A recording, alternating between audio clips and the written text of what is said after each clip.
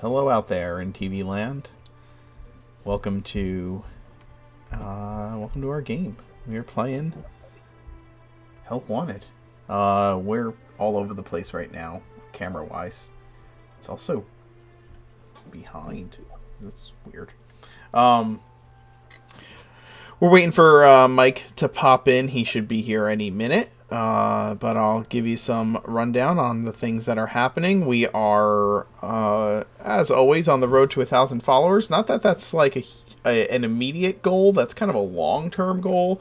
But Chris, who plays Grask and Joffrey in our games, has said that once we hit 1,000 followers, he's going to give away a legendary bundle to somebody, which is pretty sweet. Oh, there we go. Just pop your camera on, Mike, and we'll be ready to go. I will do. Just give me 2 seconds. I'm just... Take your time. I'm just doing announcements. We always give away dice every month. Our sponsor, farboco.com, gives away a set of dice for every 50 subscribers that we get. We've hit the first set of 50 for this month. So if we hit 50 again, we'll send out another set to one of our lucky viewers. We also have a contest going on for some artwork for one of our NPCs, Sharp-Eyed. If you head to our Discord server, you can find out more about that in the announcements page. So head on over there. There's a sweet community full of people who love to talk about D&D and other things. Check it out. It's a fun time. I don't think there are any more announcements right now. There will probably be some change up to our schedule next week, considering the holidays. But I don't know if there will be much, because we already don't play on Thursday or Friday. So it'll all depend on what players are available to play and what players are not available to play. So let's see. Also, I guess there's some kind of thing going on right now where you can spend channel points to boost the stream, which is pretty sweet. If you want to contribute to that, that's cool.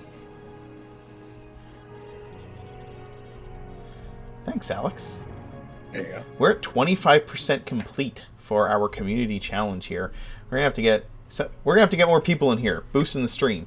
We got 12K out of 40 used to boost the stream. Just need 38K more channel points, and I know a lot of people have channel points. I wonder if it there's 2 days left, so we have 2 days, but we don't stream on Thursday, so we have today. Yeah. I'm gonna go into, it's gonna be weird on screen for a second, because I'm gonna go into general chat and tell everybody on Discord. Alright. Can we only contribute once? I don't know. Yeah, only the max of 2,000. Yeah, you can only contribute 2,000. You know I would just dump so many channel points into this. So we need like 19 more people to contribute 2,000 points. Well, Oh yeah, I'm trying to figure out how to do it right now. More. I can't figure out how to do it. I'm looking Did you around. click where it says boost the stream? Click it. Yeah, it took me to a site that had a lot of words that I don't want to read. I just clicked it and then it said contribute. There's a banner up at the top. No, didn't give it. No, it doesn't say community challenge boosts the stream up there. No. There's another 2K.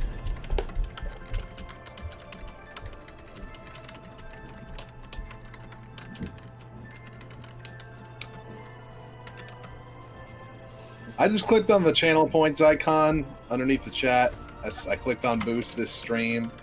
Oh, it does say it there too. And then boop.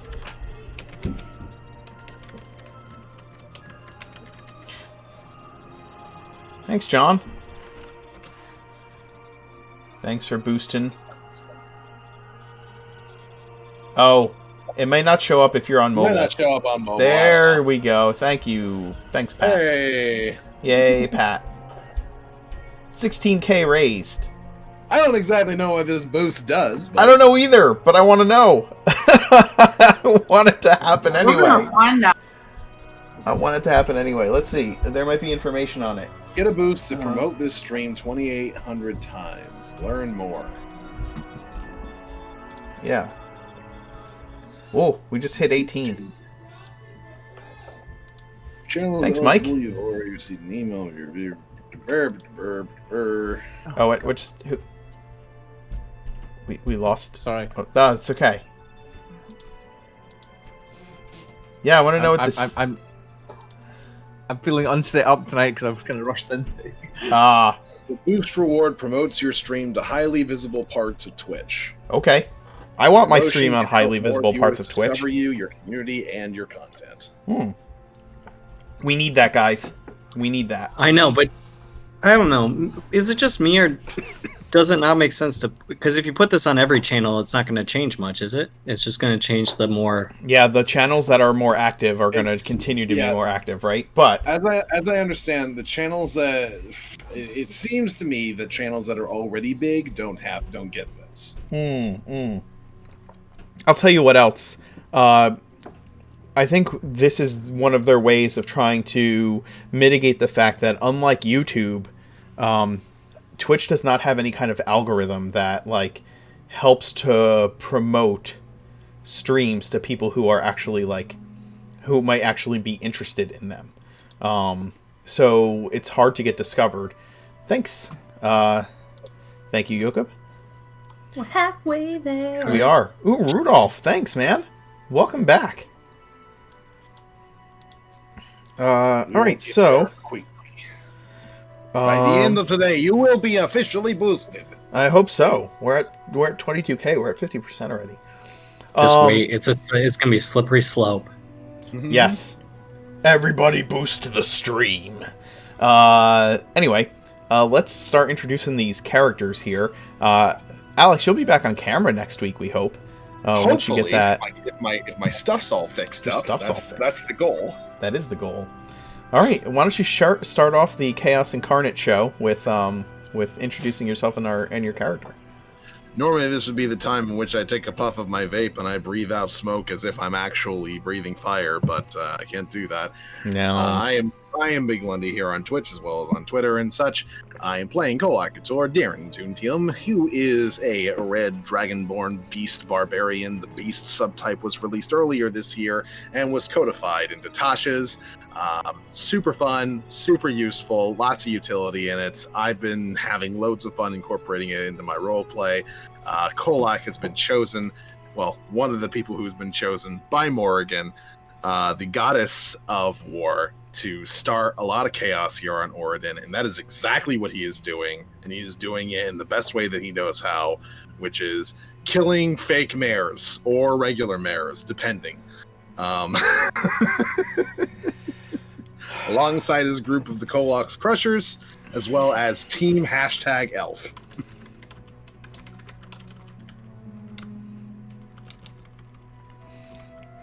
Fiona?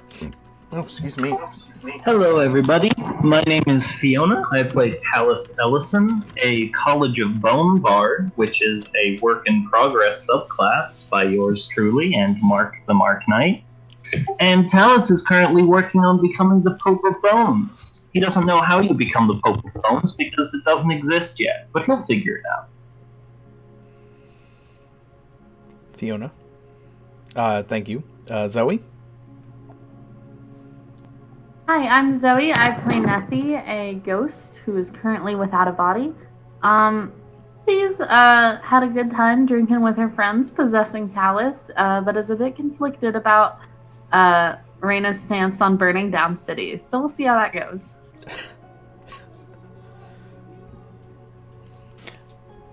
Hi, I'm Mike. I play Marek, a Grimstalker Ranger and a Initiate of Thandra. Marek is kind of the straight man caught in the middle of with the job of herding the cats that is the rest of the two teams. This is accurate. That's pretty accurate, yeah. This is the most accurate thing.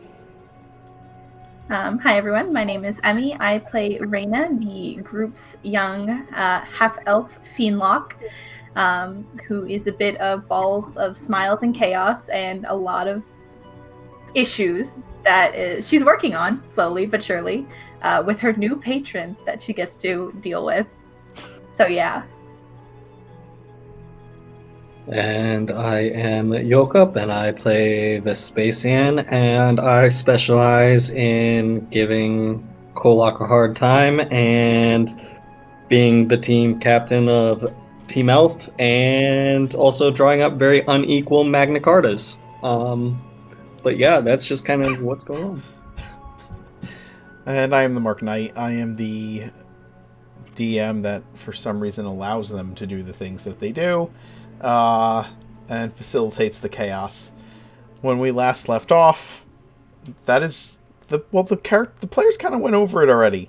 They had killed a Rakshasa posing as they had confronted a Rakshasa posing as the mayor, who eventually planescaped as he was surrounded by skeletons and people who were poking him with sharp objects, and not enjoying that, he plane shifted away, only to turn up later that same day, informing Reyna that she now belonged to him. In the meantime, Vespasian and Kolak brought the mayor back to town, and after a lovely couple of speeches to the townsfolk, Vespasian brought the mayor a contract later that day, letting him know that the mayor now belonged to him. and so we pick up after a night of a bit of celebrating back at what was once the Halfling camp, where the party has kind of taken up residence, and now, the next morning, Vespasian, you don't awaken from your trance because your trance was filled with nightmarish visions that prevented you from being able to really being able to rest in any way, shape, or form. You've been the elven equivalent of up all night, restless, agitated, and you need to make a con save. Cool. Starting off strong. Oh, you know what? Foundry's not showing up on the stream. Let me fix that. Well, it's 14. Ugh. Okay. Yeah, you are fine for now.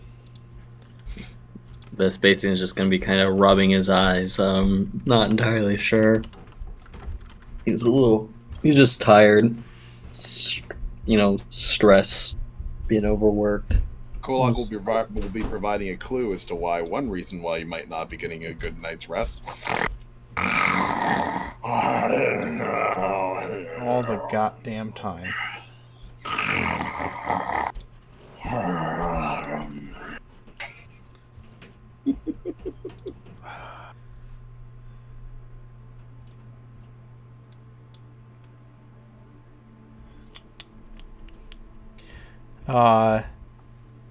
So we're up.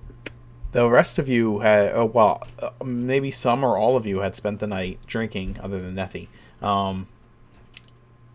May or may not have. But that was Kolak's intent, at the very least. Well, Nethy did drink, just as Talus.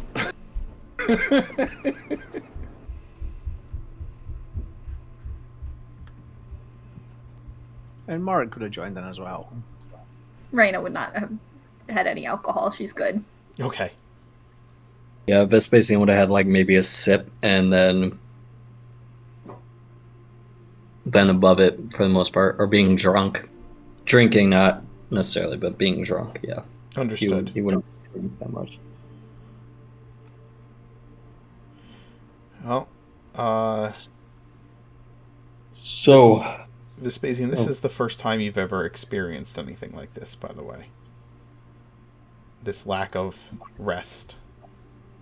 doesn't come easily.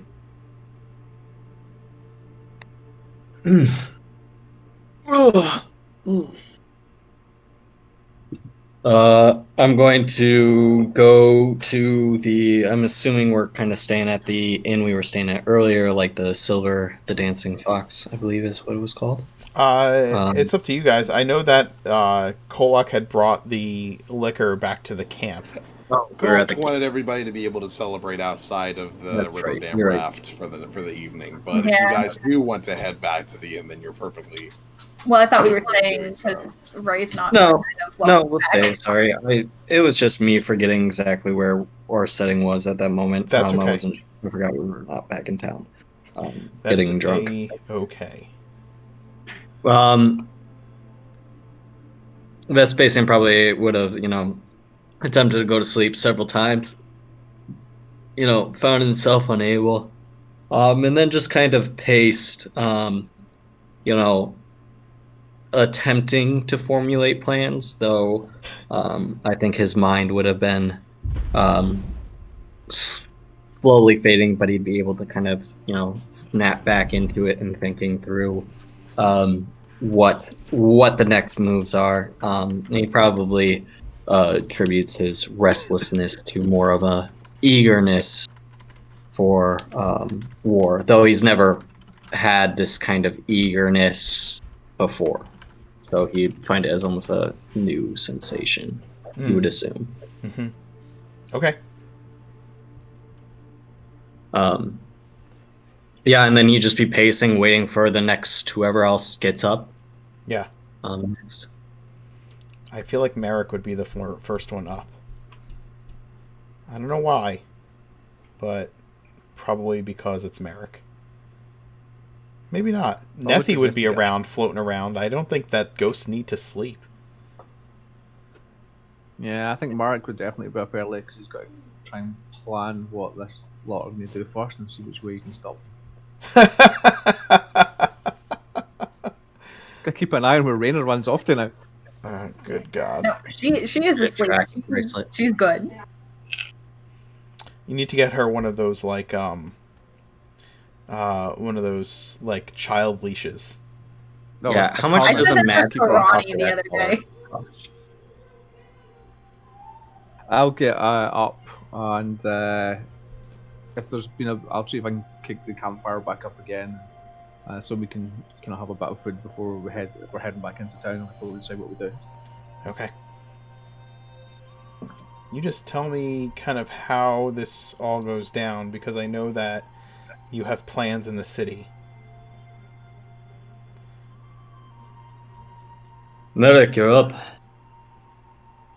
Wow, it's a bit hard to sleep with that racket going on. Yes. After last night's entertainment, I guess it must have worn them out. I don't know when they'll be up, but we should probably rouse them soon. I can find a bucket of water somewhere. It worked last time, did it not? Yeah. It always seems to have an effect. Mind you, he did have a lot to drink last night. Mind you, Talus looks completely out of it. I'm not sure he's going to have anything less than a colossal headache this morning. Oh, Yes. that'll be 2 hangovers. Now's your opportunity, Merrick. Just end him now. No more necromancer. No more skeletons.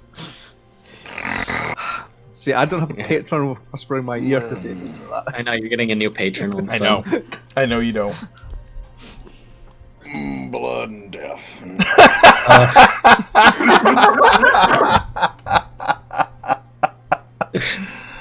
Oh my God.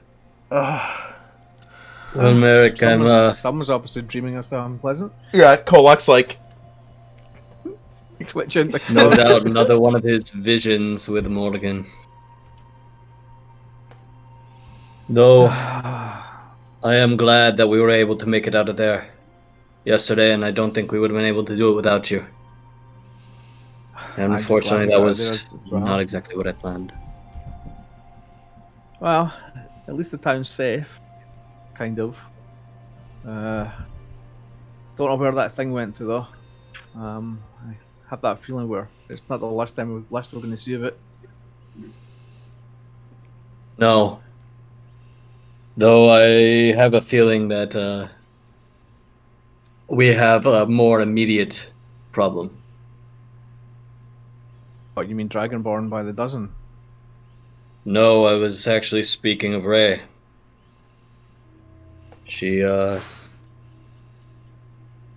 I know she has her own propensities sometimes, and that's why she came along with us, because it was clear she could handle herself. But I'm afraid that I don't know what drew her to making that decision.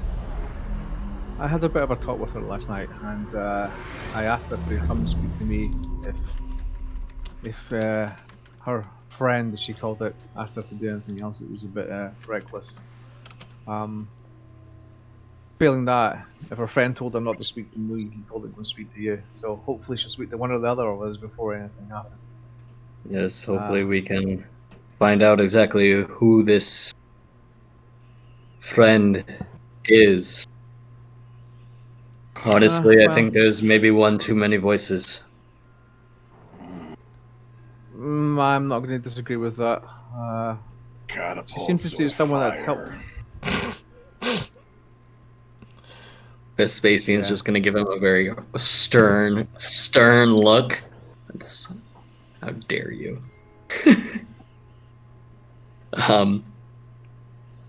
Anyway. I'll step over to where Kolok sleeping and bend down and just whisper into his ear.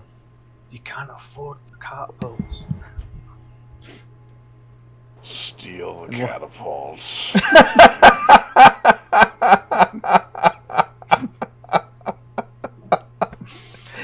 Oh my god.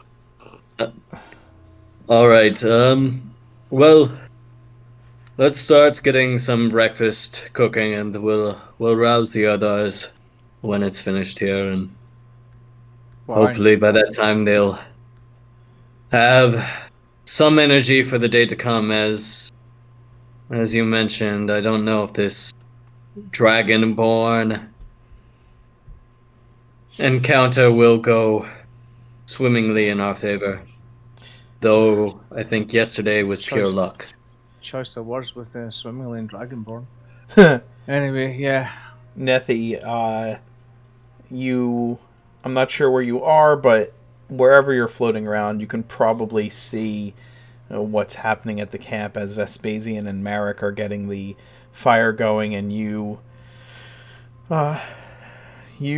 don't begin to smell the smells of breakfast being cooked because you're a ghost. Oh, why aren't they cooking breakfast? Oh, wait. Okay. Nothing will go over just to hang out with Merrick and Vespasian, and she'll ask if Kolok's up yet.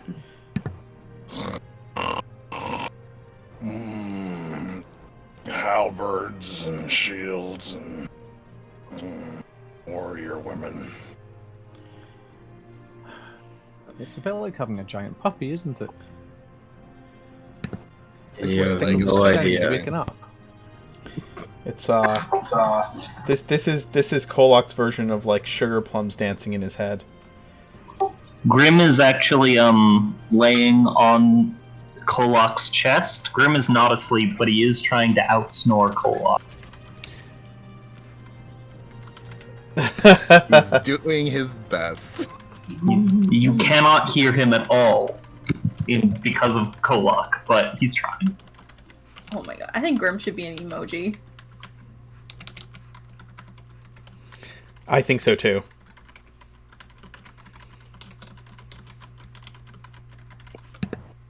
Eventually, as breakfast is being brought about, Kolok will kind of... I smell meat. Nope, it's toasted crumpets. We're elves. Well, then I'm gonna go get some meat. You can hunt, for sure. God, I am so excited to see this. The spaceman looks on with anticipation. As Kolak gets ready to hunt for meat. Yes. As I watch him like stretching out his arms. It is one of his specialties. Stretching out his arms?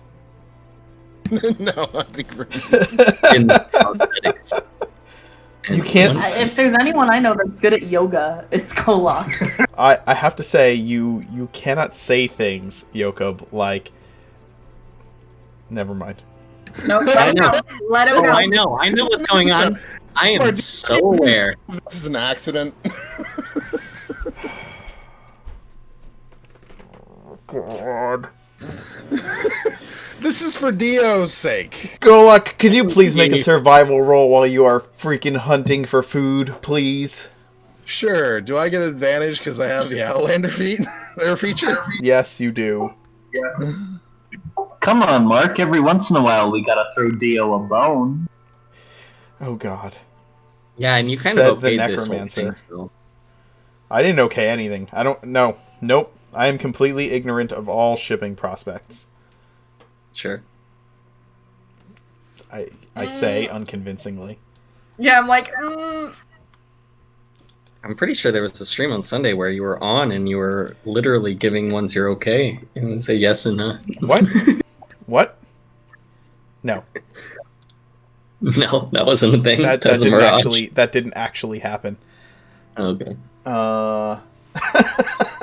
Dio's in love with all of you.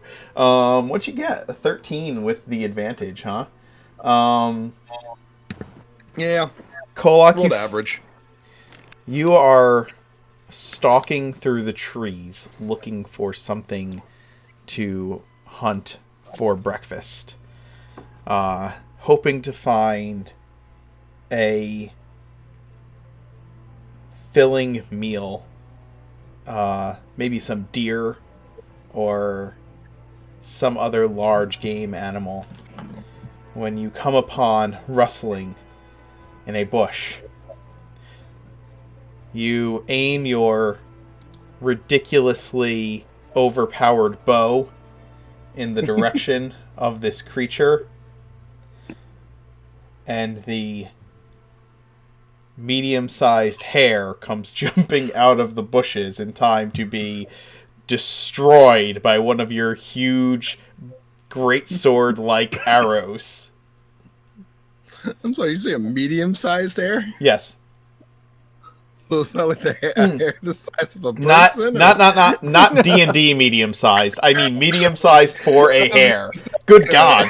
No. That's something we should This is not a dire rabbit. About It's not raised close on enough for Mount that thing. It's not close enough for Easter for me to have you guys get attacked by dire rabbits.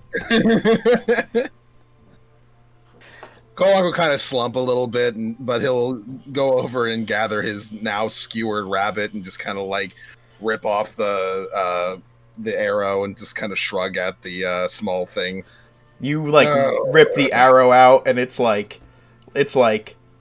tail, head, and just hole in between. That's considering the size of your arrow. But you did manage to find breakfast. It'll work for a snack. And he'll head back to camp and like he'll be chomping the bits off of the hair that are stuck on the arrow off of the arrow first. Of course he will. He's just eating that like it's a corn on the cob. Babs. Quick question though, Mark. I don't gain any benefits of any rest, correct? Correct. You do not gain any benefits of the rest at all. So I can't use hit dice. It specifically says that So you can only use the them magical for curse rest. takes effect whenever the target takes a short or long rest, filling the target's thoughts with horrible images and dreams. The cursed target gains no benefit from finishing a short or long rest. Yeah, Yes. so I can't use hit dice. Correct. You can't use hit dice. You don't get your hit points do not restore from long rests. You don't get spell slots back. You don't even get your fighting spirit back or your second wind or action surge. Yeah. Nothing. You get nothing That's back fine, on a yep. rest. Just double checking. Yep. That it wasn't just a long rest. Yeah. You are correct in assuming that you are completely and totally screwed. Oh yeah.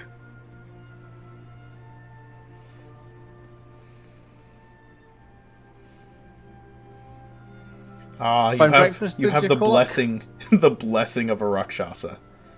Yes. Vespasian's gonna kind of just hold his wherever he hit me, his side. We'll just say his side for the sake of this. In pain, a little bit, just wincing, just a little bit, but for the most part, keeping a pretty steady demeanor. Okay. Um, He's holding it together. Almost literally. yeah. Hey, Vespasian, are you doing okay? Yeah, I think I'm fine. It's just You think? a little bit of a wound from our encounter yesterday. It hasn't fully healed yet. Aw, you hate to see it. You should ask Talis if they heal. Yeah, that's not a bad idea. I've been feeling a little under the weather. But if we have time today, I'd rather him save his energy just in case today's events go somewhat of the course of yesterday in a way that's slightly more unpredictable than one would like. Everything with this party is always predictable. I don't know what you're talking about.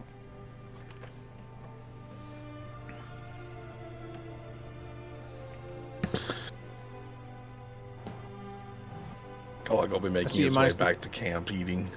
Mm-hmm. When Marek sees him come back into camp. Found breakfast then, did you? Snack, anyway. Little hair. Yeah. But it'll be good Maybe enough for now. Yeah, next time maybe ask, I can help. I'm done perfectly this capable before. of hunting on my own. Besides, I wouldn't want to offend your delicate elven sensibilities. What elven sensibilities? I decided. Yeah, no one said we were vegetarian. No, but you're not cooking meat now. So I'm going to tease you about that. That's fine. I just want Anyway, some more crumpets. We're going to be sticking around in town for a little bit while we get our stuff ready to go and make everything work out with the Dragonborn and all that. What's the plan for today? Speaking of which, will you be okay with this? Oh, I'm going to be pissed off like all hell, but I'll deal with it. How will we tell the difference? Are you sure you want to be there for the negotiations, then? That depends. Are you okay with me taking little snide remarks? Preferably, no. Then you might want me to be elsewhere. Not burn this city to the ground, as we have already tried. I'm not going to do that. I know better than to do that. Vespasian, what's your insight? My passive insight Yes. is like 17. Okay. Then based on the encounter... I've got advantage on those rolls too, so... Okay, so then 17. So if you have advantage on those rolls from an ability, then your passive insight is actually a 22, unless there would be something that would negate the advantage. Yeah. So, that being said, based on the encounter with the Dragonborn Admiral and how he dealt with Kolak, you get the feeling that, or you don't get the feeling, you know that were you to bring Kolak to that meeting anyway, it's a good chance that you would offend the Dragonborn Admiral and probably create a situation where any deals that you were trying to make, any alliances you were trying to make, would go south very, very quickly. It would not be a very diplomatic situation in that scenario, if that makes sense. Yeah, that makes sense. Okay. Kolok, maybe it's best that you sit this one out and make sure that our affairs with these magical items are taken care of and seen to. Those aren't even going to be done for a little while, so I'm not too worried about it. We should also look into getting transportation. Maybe the horses for the rest of us. And considering that we're going to be using the mayor's people and you're the one that's going to be there, that might be something you want to talk to him about. Yes, but we still need to make sure that we have enough weapons and armor to outfit the dwarves that are also going to be fighting with us. Because I don't do actually out of character. Do they? When we went to see the dwarves in the Iron Hill, We told them get ready for a fight. Yeah, but do they have weapons? Or are they? They had been. Some of them did, yeah. They had been doing some raiding, so they had at least some amount of weapons. They had things. Okay, never mind. Yeah, because I wasn't sure. It sounded pretty destitute when we were talking about it last. They were low on food, but they had been learning to. They had learned to forage from Kolok and Century, so they were doing their best to maintain their lifestyle through foraging. But that doesn't mean that they didn't have like anything at all. So yeah, if that makes sense. The drought is causing them to be low on food. Well, Kolok, if it makes you feel any better, Nethi, and maybe even Talus can come along, provided Nethi may stay out of sight. I wouldn't want to disturb anyone, as I don't know. I'm thinking that might be pretty boring for her. Can't talk to anybody, has to stay out of sight. Well, might as well not even be there. I can tell you this, going into those negotiations, I am looking to keep them as allies. I don't know where we will be headed to next. You should bring Talus. He's like really good at talking. Yes, as I saw with the secretary the other day, he is quite the way with words. But as far as Nethi is concerned, she might want to come with me just to see what Riverdam Raft's all about. While you take care of all the boring meeting bullshit, I'm gonna go see if they can have if they know how to have fun. Oh, Yeah. and you might want to see also if they can set up a better fire brigade, maybe instruct them a little more sound in... I'm pretty sure they know how to deal with fires better than even I do. Well, I guess it wouldn't hurt, though. But if you insist, you don't have to. Anyway, Nethi, you want to go in town and have fun? Okay. Yeah, I do. Alright. Try not to scare anybody. And if you do possess somebody, obviously, ask them. Okay. You could always come along to the meeting actually at some point and actually see what the Dragonborn are doing while we're in the meeting. I trust Talus will let me know. I could open communication with him so that we could stay in touch. Talus, to clarify, is still asleep uncharacteristically late after Nethi got him absolutely sloshed last night. Oh, that's right. He's going to have a hell of a hangover. That does bring up a good point, though. Whether these Dragonborns are going to be friends or foes, we should get an idea of their number and size while we are here, even if it is only a preliminary force that comes today. Okay. Just in case. Well, maybe I don't tell the rest of them about my lowborn status. Well, maybe don't engage them. No promises.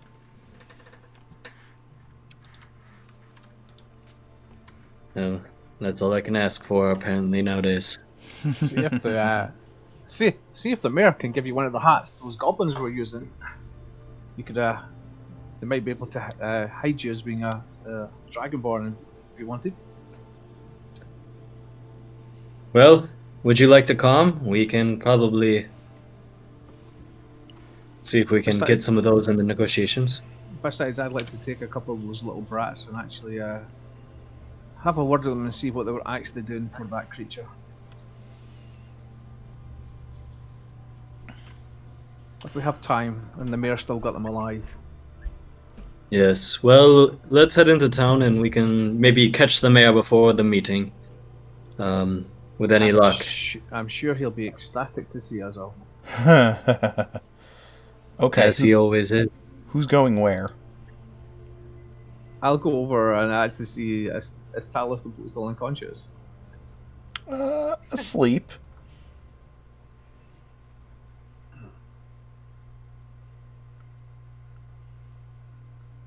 He's sleeping, but you could probably wake him up if you tried. We do have that bucket of water. We also have that alchemy jug. We do also have that alchemy jug. Mayonnaise? Or well, beer? Actually, no. You should like spin it randomly and see what comes out. I mean, I wouldn't like to do anything. This is a good idea. I like this. See, I wouldn't like to do anything to hurt Talos or annoy him. And Marek just turns around and goes down and using his thaumaturgy to magnify his voice in his ear and goes, "Wake up!" Oh God. What the fuck? Talos shoots up. What is happening? Am I dead? Are you dead? Who's dead? Nothing. Oh, just your head. Still screw this up every time. What's happening? It's morning. We're all gonna head into town, and you're looking a bit worse for wear. Well, I'm fine. Last night was very informative until the drinking, and then it kind of went into a blur. But it was worth it. Oh yeah, what was it like? I was not in control of my body, and I made some interesting observations.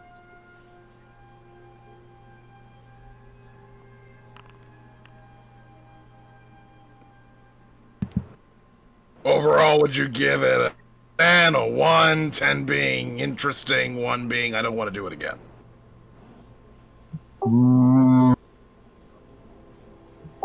I'll give it a 5 on its own, but I am already thinking of more experiments to conduct. Alright. Talos, we were thinking that maybe you would go with Merrick and Vespasian to deal with the whole meeting with the Dragonborn and the treaty or whatever. Oh, sure, yes. I wanted to ask the mayor about where they put all the burned bodies anyway. Right. For normal reasons.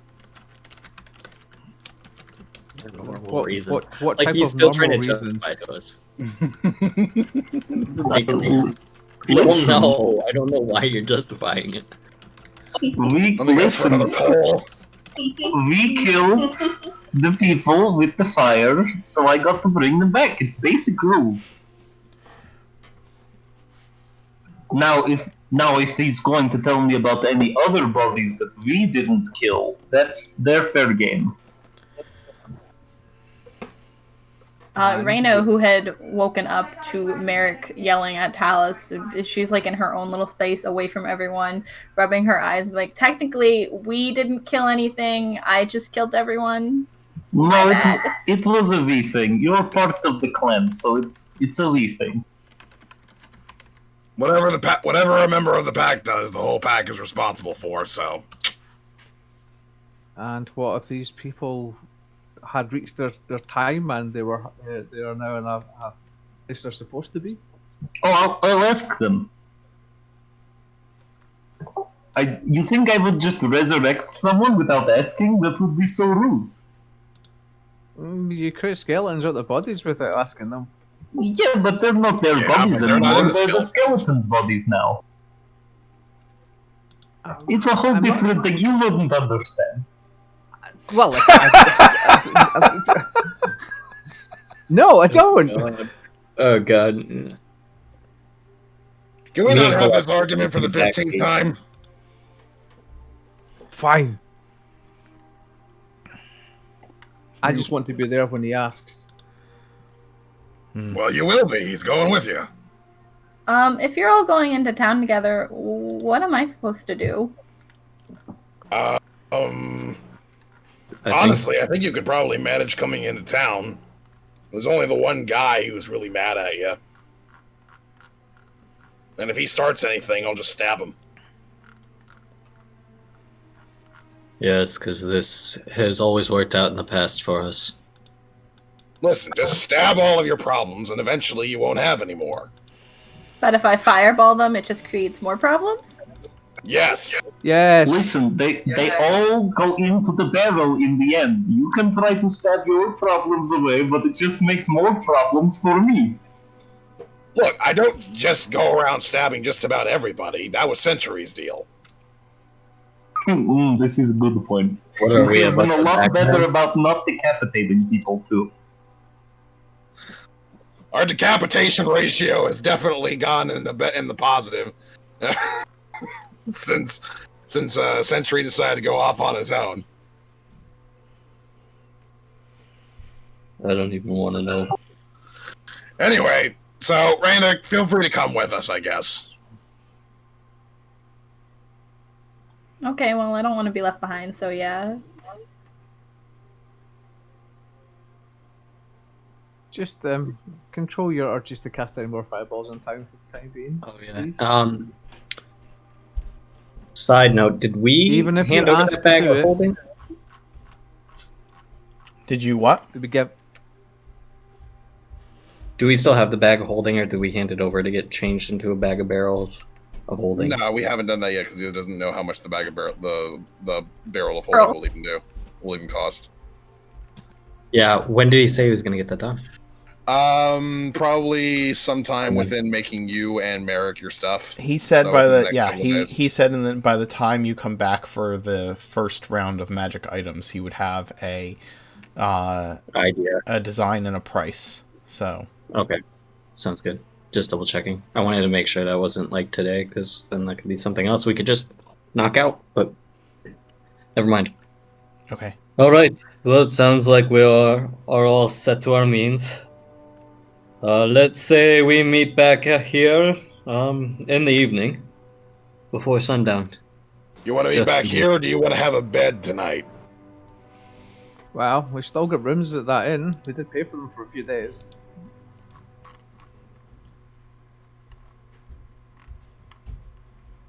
I don't really give a shit either way. I think I could use a quiet room. Maybe it will help me calm my mind a little more. All right. We'll be back at the inn then.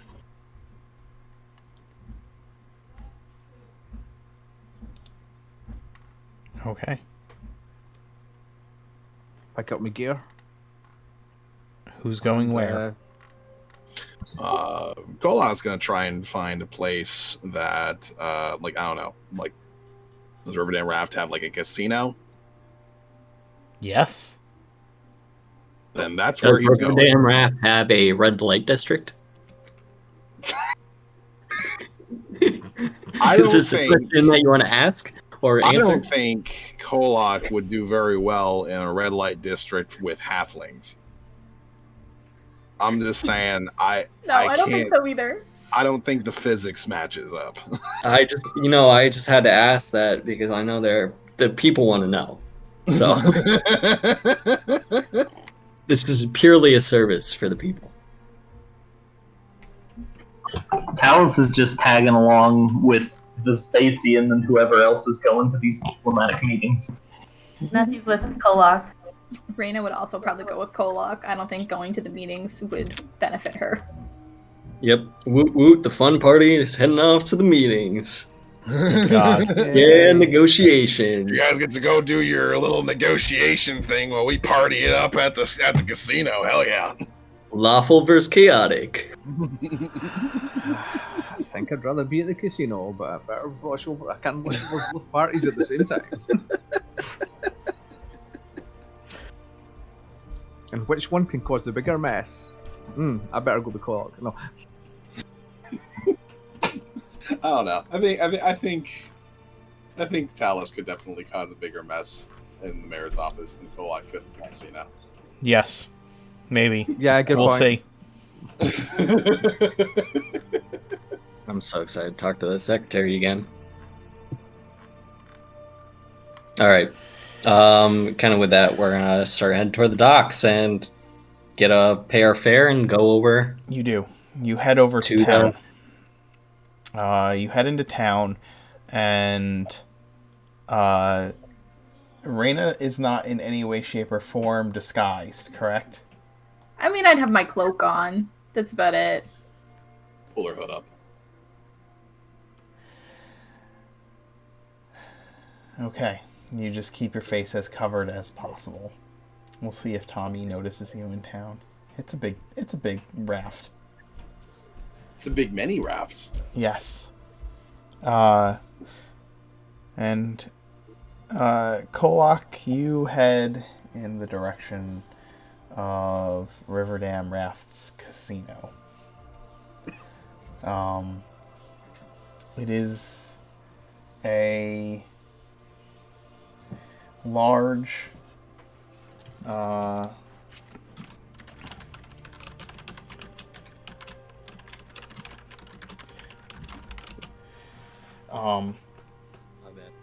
it is a large building filled with game tables and halflings that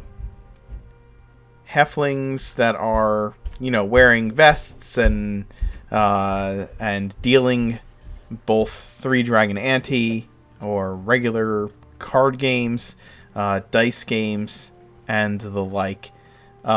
The other thing you notice about the place is that it is completely and entirely run by the Church of Robin. I don't know any of these games. This is gonna be fun. I've never been to a place like this before. This is really cool.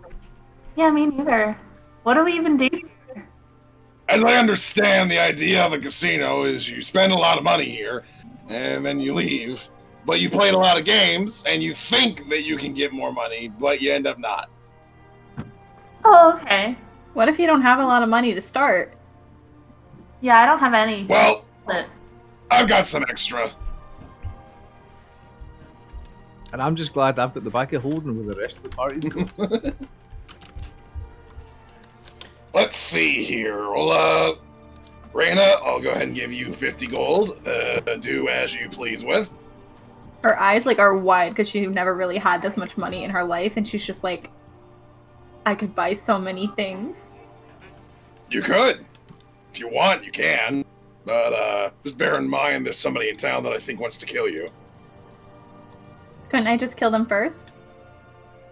Prefer you didn't. Okay, fair enough. I usually start with threats first, before the killing. See if the threats work. She's nodding like she's taking your lessons into heart.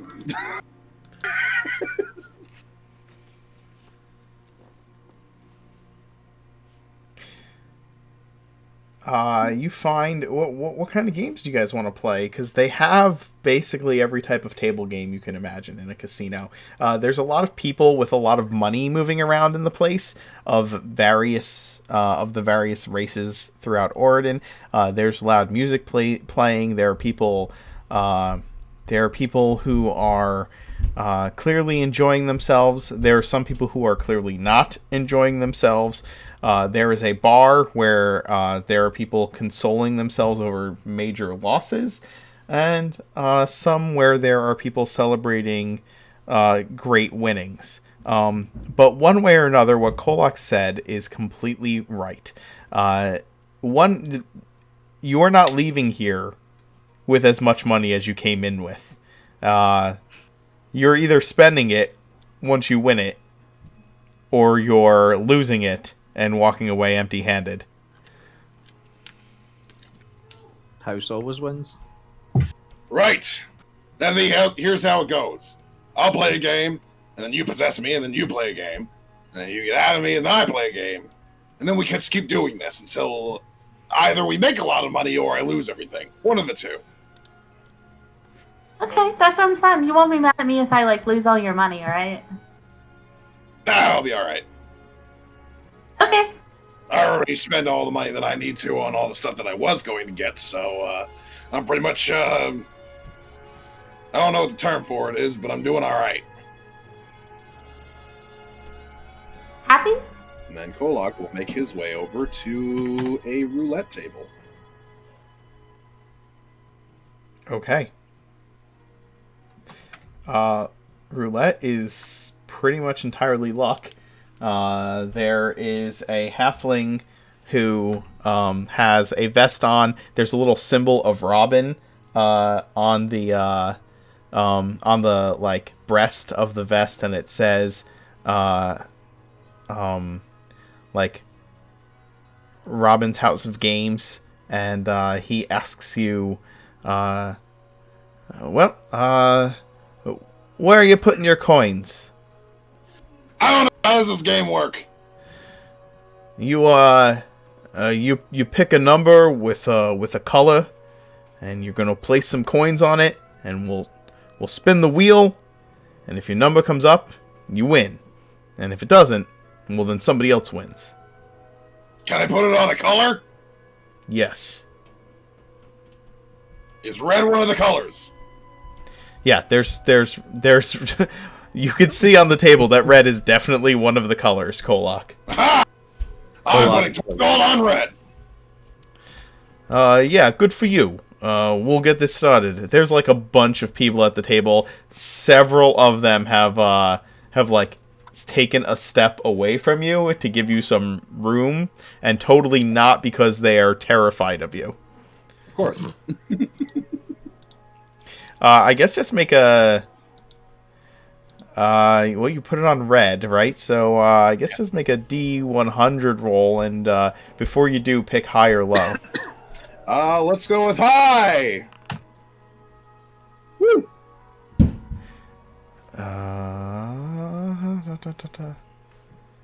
How much did you bet? 20 gold. All right. So you win. It spins and spins and spins. The dealer is kind of spitting some kind of game talk to build everybody's excitement. Round it goes. Where it stops, nobody knows. Will it be red or will it be black? Who knows? Not me. Certainly not Robin either. And then he stops it, and the ball bumps around and lands in red. And everybody who had red starts getting coins kind of pushed in their direction. And you you started with 20 gold, and you now have 83. Nice. In the meantime, Vespasian and Merrick, you arrive at, I think, Talus. And Talus. Yes. You arrive at your destination. You head into the town hall and up to your favorite secretary's desk. Do you have an appointment? We do this time, actually.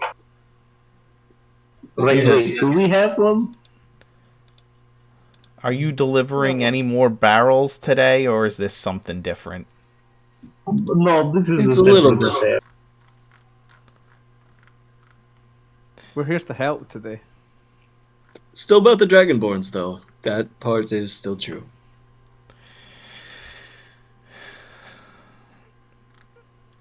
All right. Well, why don't you head on into the office? The mayor's in there. He said he was waiting for his,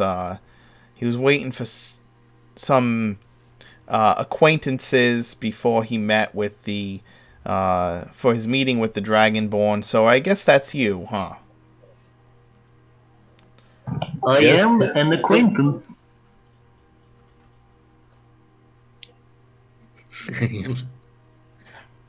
I'm just following these two.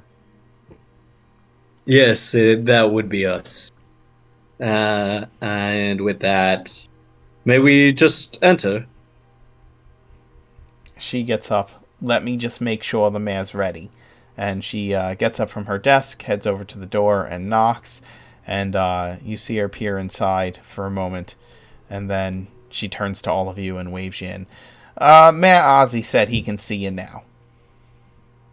Alright, and I am just gonna head right in, kind of trying to avoid eye contact with the mayor and kind of, just slightly holding my side. Talus makes direct eye contact with the mayor. Hello. Oh, come in, all of you. Hello, Talus. It is good to see you. Sorry about the Dragonborn thing. Well, you are getting to keep your town. Let's not forget. It is, unfortunate, yes, that negotiations have to be made, but unfortunately, I don't see any other way. I hope you understand. Yeah. I just wish it didn't have to be the way that it is. Maybe Yes. one day it won't, but unfortunately, that is not today. Unfortunately, my plans to create an army of skeletons to defend your city have been, well, I'm making progress, but it's slow, you understand. But this was a survey again, just a quick survey, right? Yes, Talus? I am taking a poll to see if you're interested in an army of skeletons to defend your town. Is that a yes or no? What do I put He you takes down a lot, as? of, a lot of very specific polls, mostly about skeletons. We're Marek standing at the side of the back, just shaking his head at the mayor, going, "No," and mouthing it. as much as I appreciate your help, Talus. I think that Riverdam Raft is fine without without skeletons. Okay, your loss. I'm sorry. I think. You don't have to be sorry, it's just less for me to do. It was just an offer. Yes. So Go. So I was reading through the papers you left with me, Vespasian, Lord Vespasian. Do you have a title? Do I have a title? I do have actually, I'm like, give me a second. I don't even know what my title would be. It's a little kind of confusing. Lieutenant Commander? Lieutenant Commander, you wish. That's silver. That means I'm a lieutenant to somebody.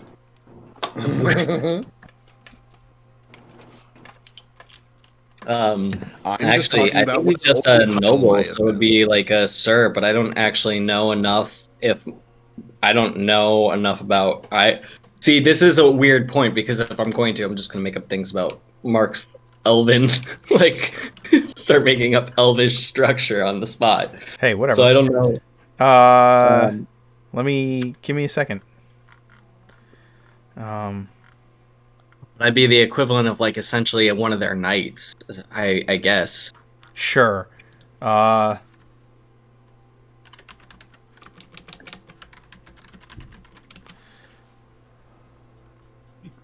You can do Knight Commander, that always works.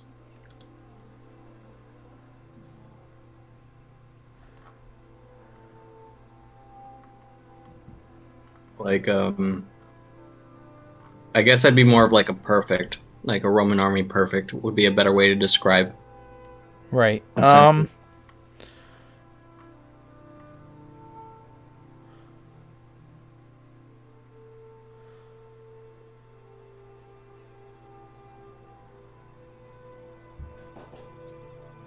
So it would probably be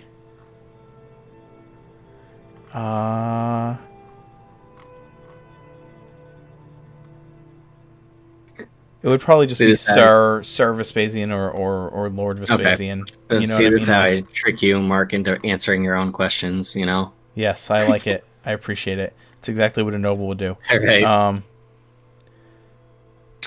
It would probably be because like the lower ranks of nobility, I think would just go by Lord or Sir. Yeah. If you're just knighted, So- it would be Sir, and if you had a title in the lower ranks of nobility, I think it would just be Lord. Yeah. Okay. Yeah, then he'd be more of a lord technically because of his, I think, lineage in Okay. general. So yes, I do. Though I doubt you're familiar with the exact term that it is from, but as far as you're concerned, you may just call me Lord Vespasian. Right. It makes sense considering the position you've put me in, and now me being simply I guess I'm a vassal to someone, I think. I really couldn't tell. There was a lot of flowery language in this document, and I'm not... Look, what's going to happen here? Can you just kind of explain it to me? Like, are you in charge? Are the Dragonborn in charge? Am I in charge and they just get to park here? I don't understand. This document, as you say in so many fancy words, describes a mutual beneficial arrangement between you and the Dragonborn. One where they will help provide protection from any others that wish to usurp your power, and also provides protection for your citizens, your trading routes, etc., etc., as well as grants them certain privileges. Their vessels being able to dock here among one of them. Them having a place to reside here, another. This does not exempt them from law and order, as it does not exempt you either from treating them as outsiders, but makes you as close to equals as can possibly be in the situation you have before you. It allows you to maintain power, or whatever you can hope to maintain at this point. But that is up to you if you are to enforce this, as treaties are, at the end of the day, only written in paper.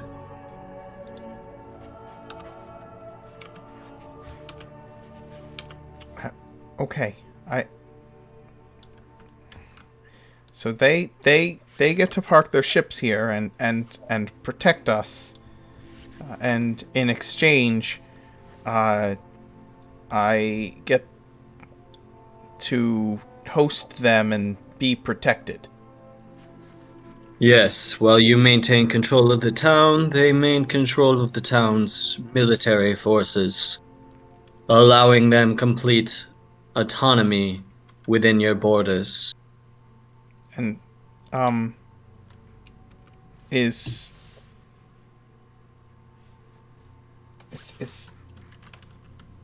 and you still want archers? Yes, we still are holding you to our prior arrangements that exclude the one that you see before you of getting military forces to help us with our eventual siege on Redinburgh Fortress.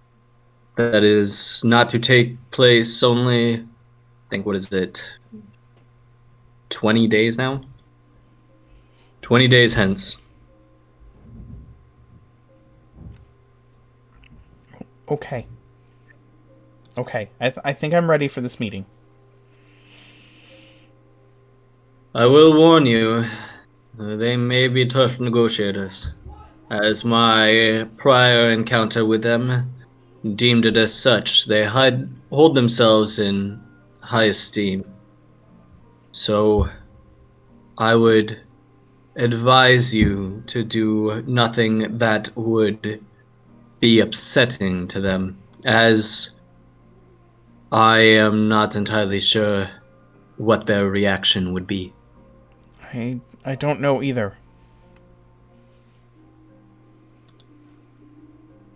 But I can assure you through these negotiations we will maintain steadfast on our resolve, and we will hopefully by the end of this come to a resolution that all sides can maybe not say that they came out on top, but were agreed to on equal terms.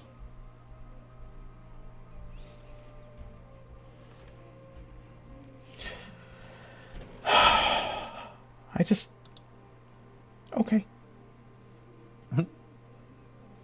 The Dragonborns should be here within the next hour or so, considering it's morning, and I think we met them in the morning. Yes. I advise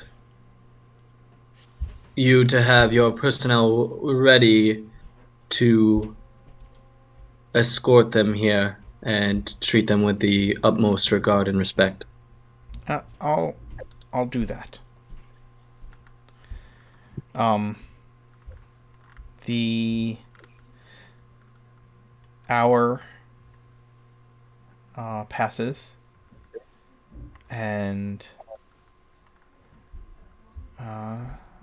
over that time, are you all waiting with the mayor, or do you wait in the waiting room? What is your plan for that hour? I'm going to kind of shuttle Merrick and Talus aside and quickly discuss with them what is about to happen. Okay.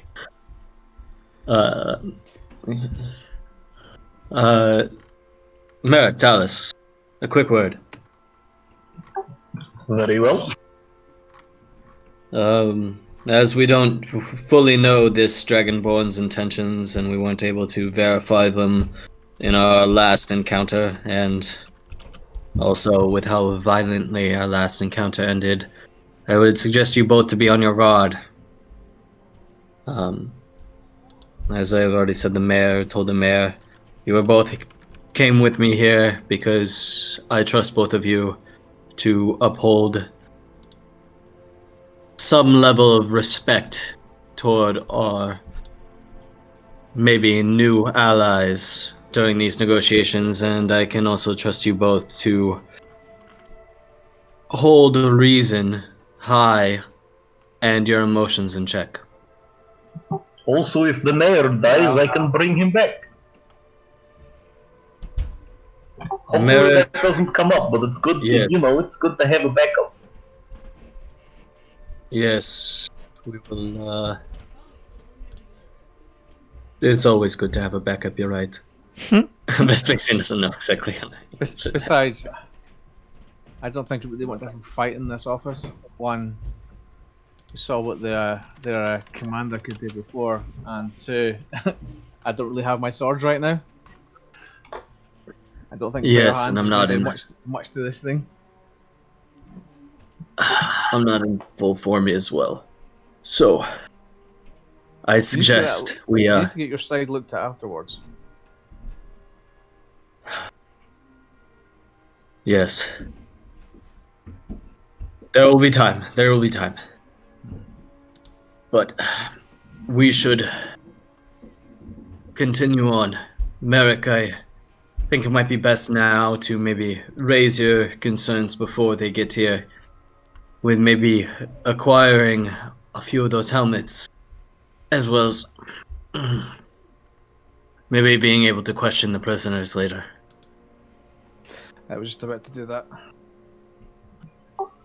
Do you think now is a good time to ask the mayor about the bodies? No. Let's leave that to later. When will be a good time, do you think? Because I don't want to leave them too long, they start to smell.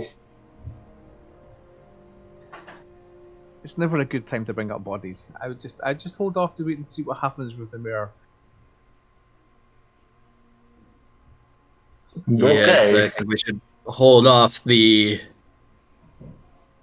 conversation of the bodies for later, as he seems a little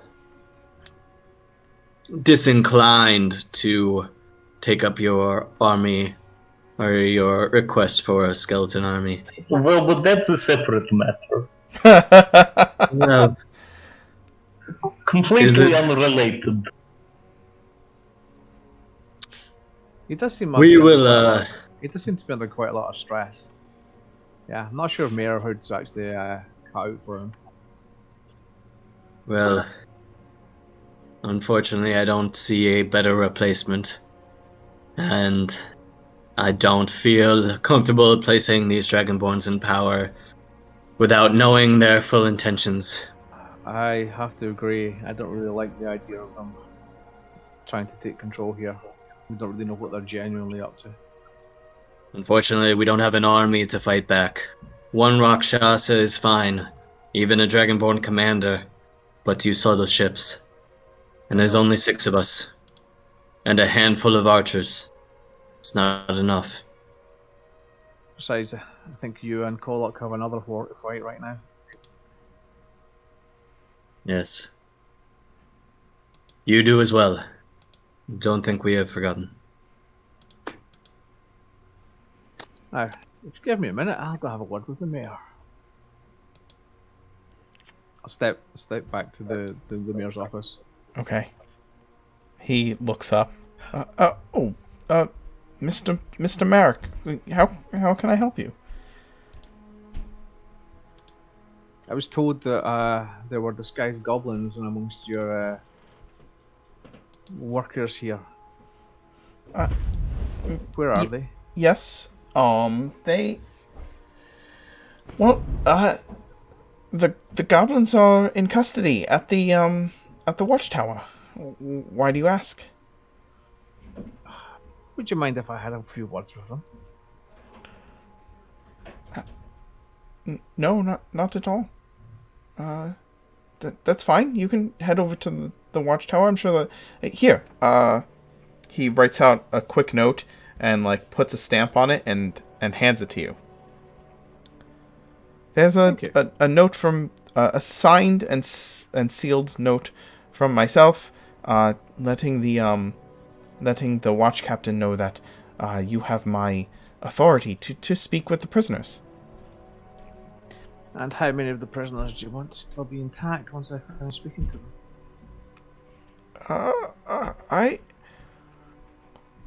What? I just asked. I wouldn't have given you that if I thought you planned to hurt them.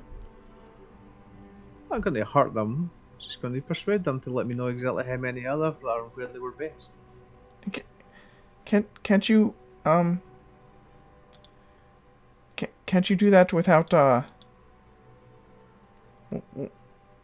without causing them to not be intact anymore? It's fine. I have a special way with goblins. Oh, okay. Well, then you just you just talk to them, right? I'll talk to them. That's fine. Oh, and the things they were using to disguise themselves. Do you still have them? They're under the Yes, they are under the care of the watch. Well, my personal guard, actually. Good. If you're not going to use them all, I wouldn't mind perhaps taking one off your hands. They're very valuable items. I don't see why we wouldn't use them all. Well, we'll see what I get out of the goblins. Maybe I can get some information for you that's worth the cost. I see. That's what you're after then. I'm after where the goblins are inside the city. Right. Well, that's fine. You can speak with them. That's fine. Good. How far away is the watchtower from you? See that building in the center of the map? Oh, the one by itself. Okay. Yes. That is the watchtower.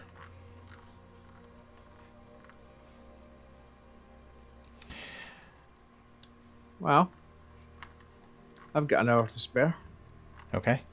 I'm sure I'll know when the Dragonborn arrive, and I'll head across and find someone to take me across to the watchtower. Yeah, absolutely. Not hard to do. Especially with the mayor's signed and sealed letter giving you the ability to do so.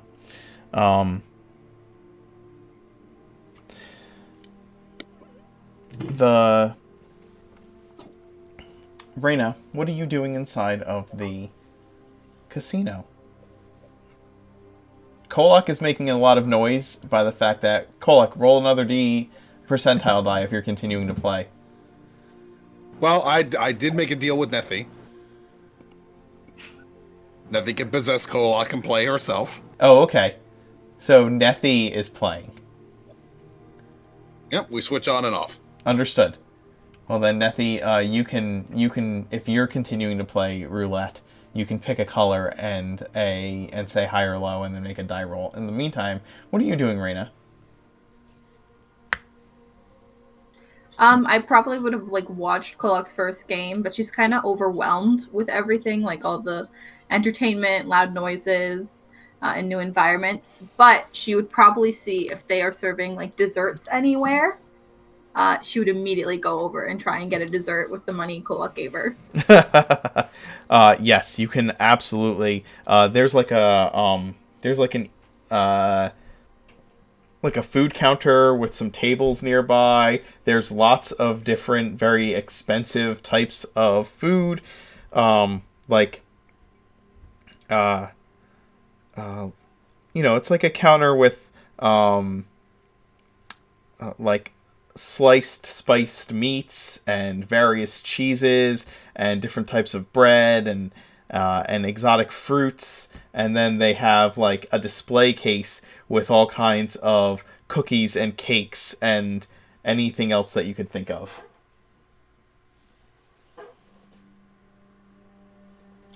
Make your roll, Nethy.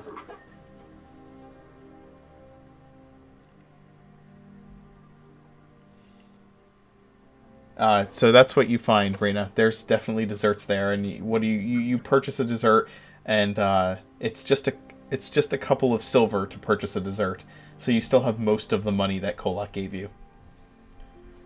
She doesn't even care about the money at this point. She's just she's gonna put 5 gold pieces and ask for all of the desserts that she could get for 5 gold. Oh, they give you the entire everything in the display case. They put on a tray for you. She's happily just gonna sit there and eat her desserts.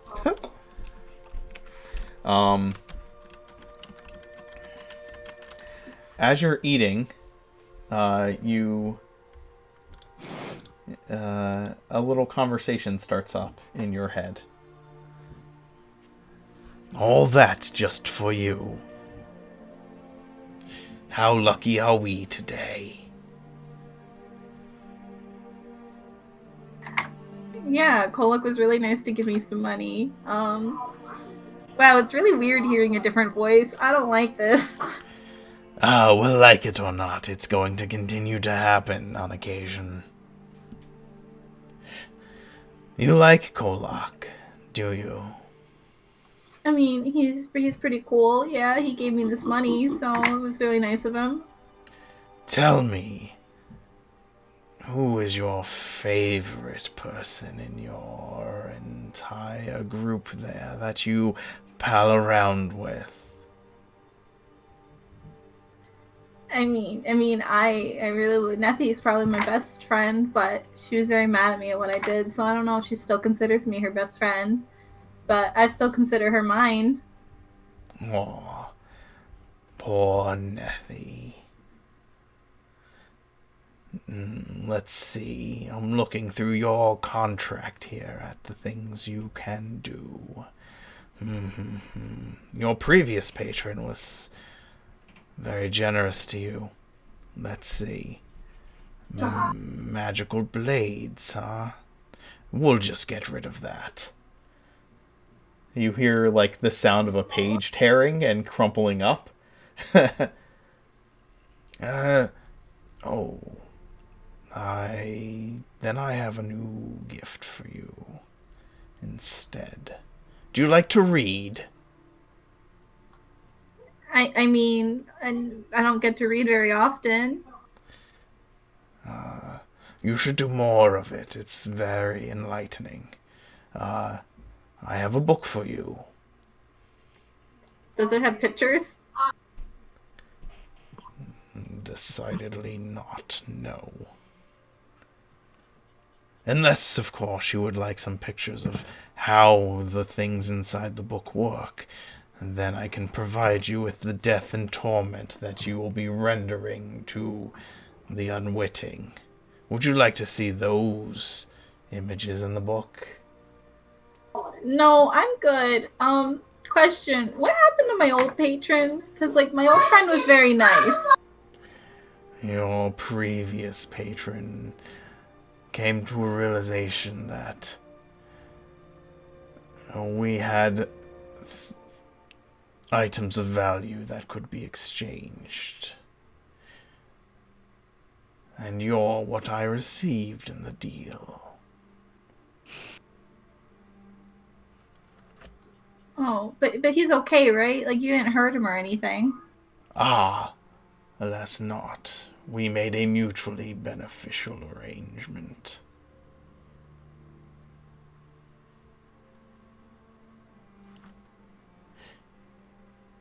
Okay, well that's good at least. I really liked him. He was really nice to me. So you're gonna be nice too, right? Not, I mean, I know they said you're kind of a bad guy, but I will be very nice to you as long as you continue to do the things that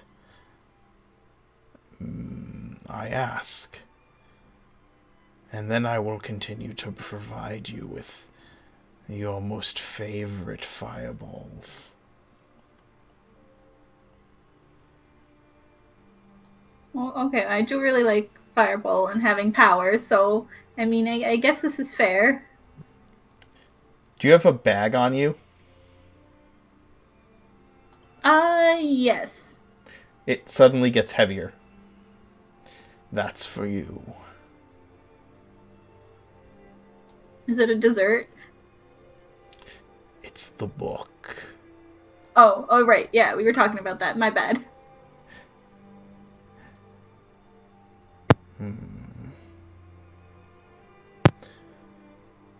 Reina, what spells do you have?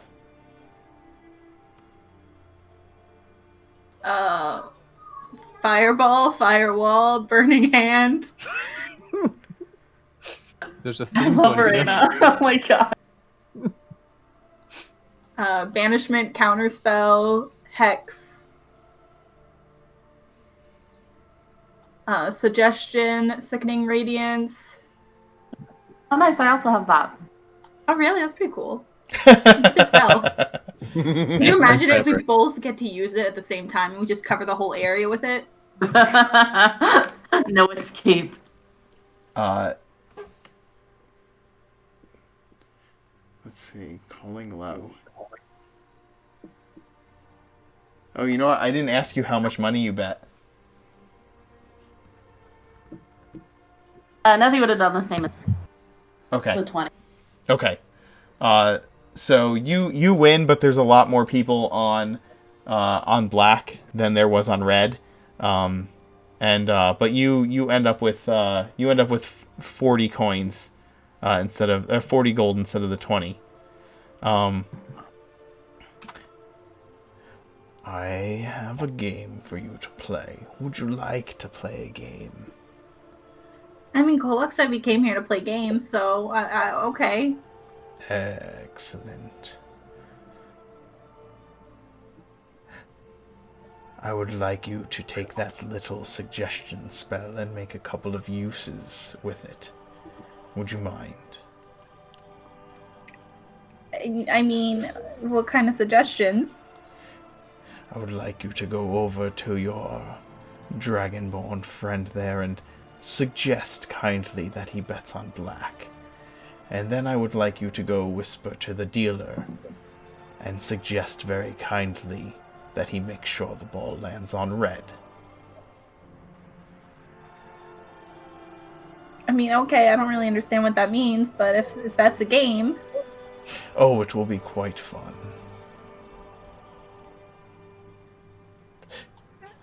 Okay, Raina's gonna go over to the table after she tells, like, the person to watch her desserts. Oh yeah. That's fine. You get somebody to watch your desserts, and hope that they won't eat any of it while you're gone. And I'll fireball this whole casino with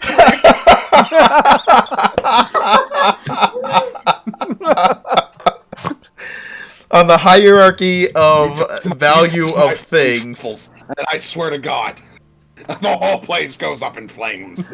On the value of people of things scale for Reina, desserts rank slightly higher than human life. strangers. You mean halfling life? Yes, halfling life. I'm sorry. Halfling life That's a good doesn't thing count we as had a whole life Kolak's anyway, so. trumpets told him over.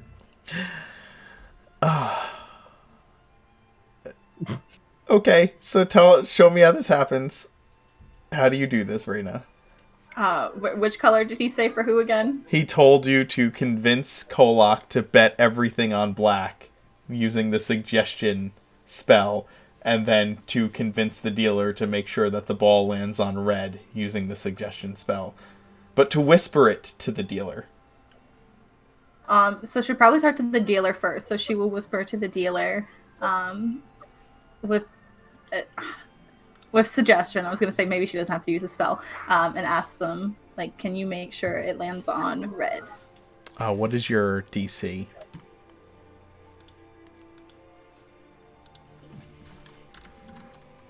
$16, probably. Yeah, 16. Oh, he succeeded. Oh, okay. He turns and looks at you and says, "Listen, lady, I'm gonna make sure that the ball lands on whatever it lands on, alright?" I'm gonna give him a gold piece. I have some desserts too if you want to share. Bribery. I don't want my new friend. I don't want my new friend to be mad at me. We're playing a game. He looks at the gold coin and says, I'm not much for dessert, but you know, I like things that are shiny." He kind of like fiddles with the coin for a second before putting it in his pocket. All right. Is it Kolak in charge or Nethi? Nethi got to play in now. one, so Kolak now. I will go up to Kolak and like look over at the game, and be like, "Black's a really pretty color." But I'm red. I think you should bet all on black this time. Huh? And I will cast suggestion for Kolak to do that. Okay.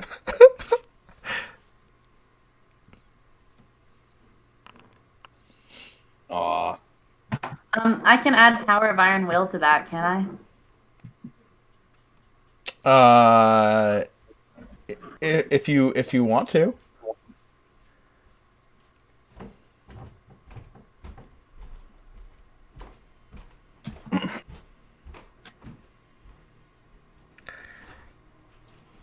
Go ahead and roll your psionic die. I don't know why it's doing that. That's weird. Yes, All of this still has. set my psionic die to D8. Gotcha. All of this still has Lucy's picture next to her stuff. Yeah, I guess that's got to get fixed, right?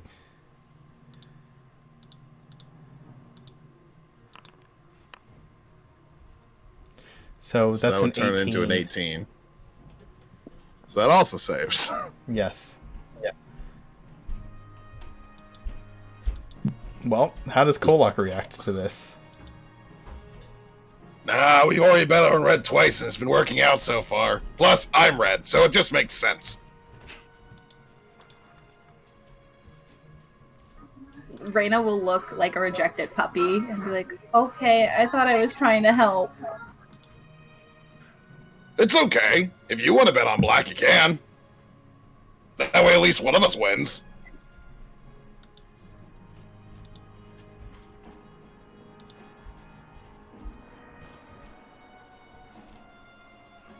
Yeah. I mean,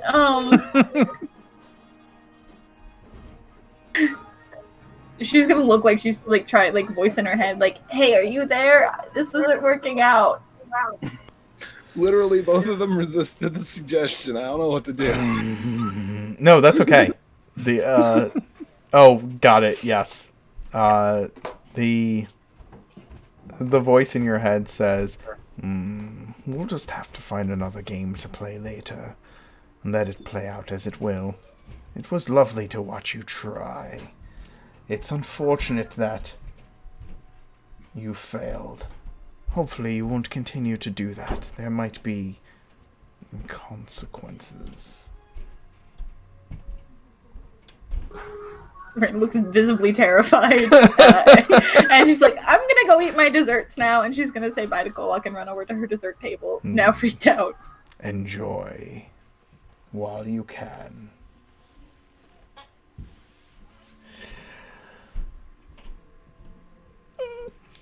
Wait, so now if Kolok bets on red, he'll win, right? Yeah, because she bribed him. Kolok, you Unfortunately, Kolok doesn't know that he's got a sure thing here, so he's just gonna go with the usual 20. okay. Kolok, you go ahead and roll D100. You win an additional 56 gold on top of your 20. Red is best! Red is best! Red is best! I'm making a lot of money doing this. Reyna, Why do I you bother can being a hear mercenary? Kolok chanting. Tons of gold. She's like Oh my secretly God. very happy for Kolok, but she's like, oh no. And yeah. Let's take a quick break so I can get some water, and then we will pick up with Merrick interrogating the goblins, and then back at the and then find out what happens with the Dragonborn. We'll be right back. I've made about 200 gold already.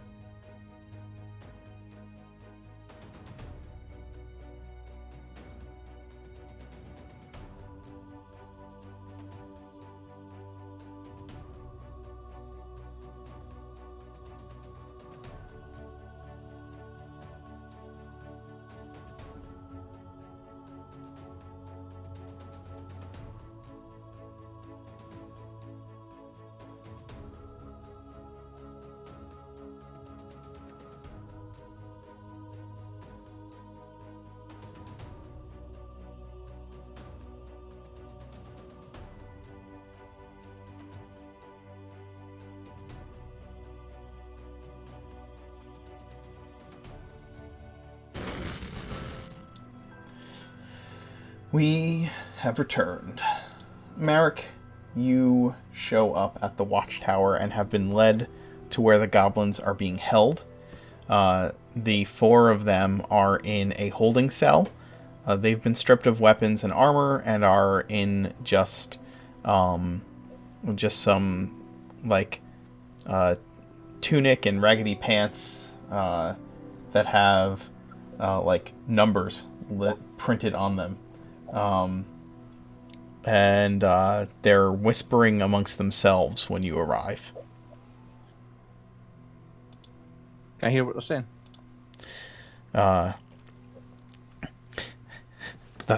The master has to get us out of here, right? He's not just going to leave us here to rot with these filthy halflings.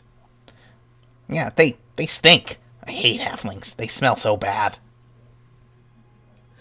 I haven't heard from the master since we've been put in here, but no, there's no way he'd just let us rot. What do we tell them if they start asking us questions? We'll tell them that the Rakshas mind controlled us. They have a hard time too. They're goblins. Well, I step over to the kid. Telling stories isn't going to work. I speak in Goblin straight to them. They all turn and look at you wide-eyed. It's mind controlling us to have this conversation too. Did I really look that stupid? I've met your kind before. What's that supposed to mean? Elf boy. What it means is normally I come in and deal with vermin much like you, and I don't leave many left alive. You're not going to kill us, right? Well, I have this sign from the mayor. I can do what I like.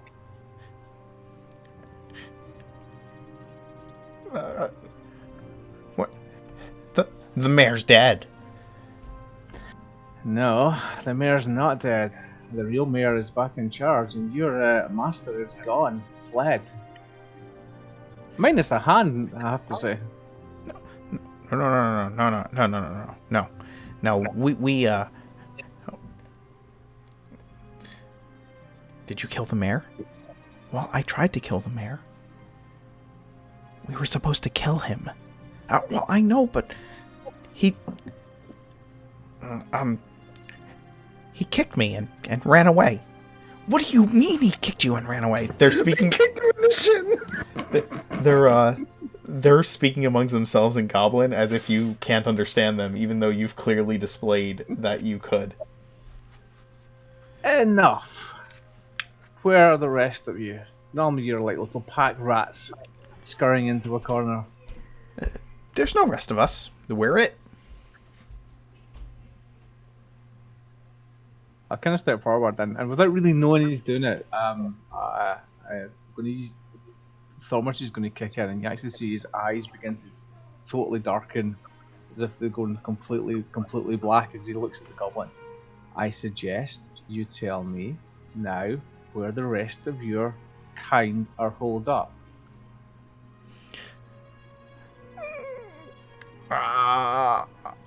He can do what he wants to us. He's got that letter. He can understand us, I think. Well, he's speaking Goblin, you idiots.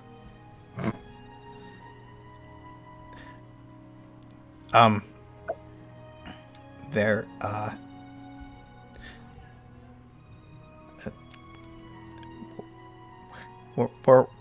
we're the only ones in... Oh, gods. Okay, look. There's a warehouse on the northern side of the river.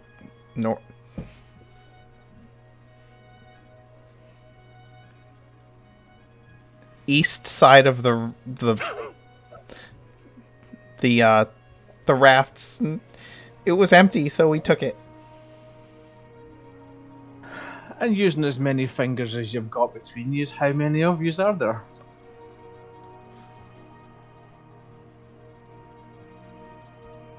Bog, Quickly. Bog, come here, Bog.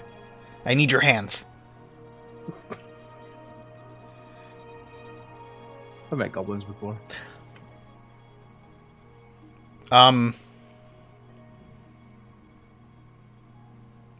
I lost track after 7. There's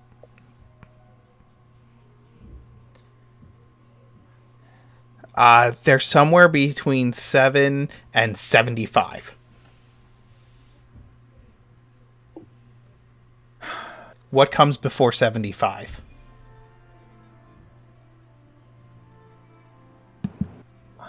He's a liar. You can't count that high.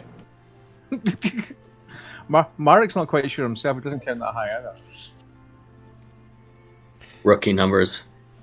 I went 1, 2, 3, 4, 5, 6, 7, 14, 23, 10, 62, 84, 23. No, I said that one already.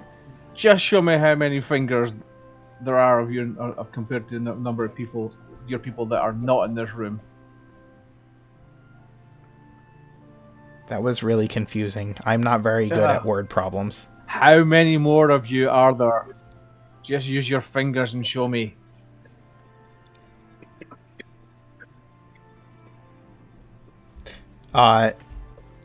Between the 4 of them, they hold up 12 fingers. Ah, that wasn't that difficult. Well, okay, that was that difficult. Now, what were you doing for your master in the town? We kidnapped the mayor and killed him. We didn't kill him. You said you killed him. I definitely killed him. You just said he kicked you in the shin and ran away. Great. So, would you like me to bring the mayor around and he can kick you in the shins again? Yeah, I want to bite him. Well, that's not going to happen. What else did your master have you doing? Well, we were supposed to help him do like merry things in this in the big building, the what's it called? Town hall. Ah, I'm surprised you could actually write 2 words or read 2 words between a lot of yous. He helped. You mean he told you what to do and what was there? Yes. And what are you going to do now that your master's gone? Abandoned you? Well.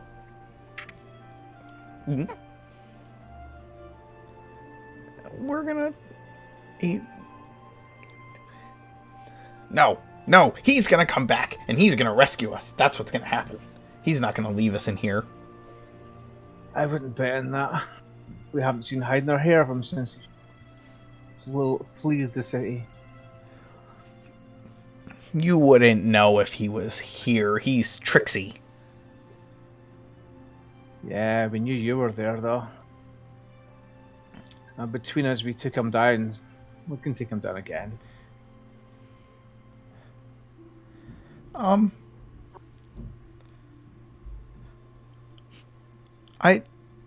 We're gonna stay here until he gets us out. I don't know what the others are gonna do. And where would the others go if your master didn't come back? Oh, they would go back. They would go Back home. where? Home, idiot. And where's home? Do we have to tell you everything? You big folk are so stupid. Well, if you want to keep your head, or certainly your ears. Stop it. He's gonna kill us. He's not gonna kill us. Big folk aren't mean like that. They're too dumb to kill us. They put us in a cage where we can get rescued. If they were smart like goblins, they would have just slit our throats in our sleep. I'll pull my dagger He can understand us. Shut up. See, halflings put you in a cage. See, I don't particularly like goblins. I never have. Nasty, stinky little creatures. I think a slit throat's the best thing that can happen to you. We're not stinky. Yeah, where I'm standing. Well, Bog's stinky. That's why he calls Bog.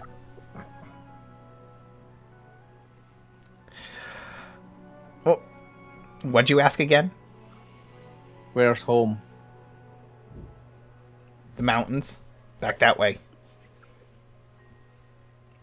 Which way are we facing? What are the rest of your group in the warehouse going to do? Are they going to wait till your master comes back, or do they have instructions? Yes. No. I don't know. We weren't there. Fine. These are three... that was all four goblins answering at the same time. Which one of you is supposed to be the leader here? All four raise their hand at the same time. Then they start fighting amongst each other, arguing in Goblin who's supposed to be the leader. I love goblins. Well, don't get too comfortable. I'll be back soon. And I'll step back outside. Hey, wait! What? We're hungry. Yeah, so am I, and I haven't had roasted goblin in a while. Think over that. Ew.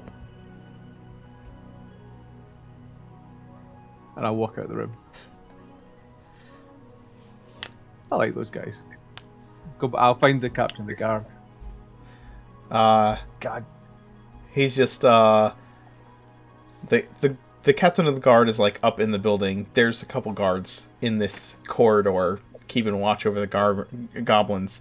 And where's your captain? He'd be in his office. I'll go up and jump on the door of the office. This burly looking hobgoblin, or this burly looking halfling who you could, who if you looked at him from behind you might mistake as a dwarf, is sitting at this desk. He's got like his sleeves rolled up and like a rolled cigarette between a couple of fingers and like a hand crossbow sitting on his desk in a holster, just kind of growling at some paperwork that he's got to do.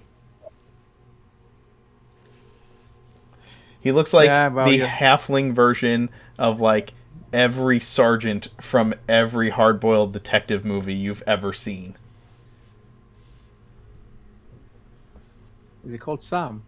Absolutely, he's called Sam. Well, your goblin friends are interesting downstairs. Mayor didn't really want me to kill them, but okay, I left them intact this time. Really can't stand those little gits. They're more entertaining alive, you know what I mean? No, I prefer them dead. They're pack rats.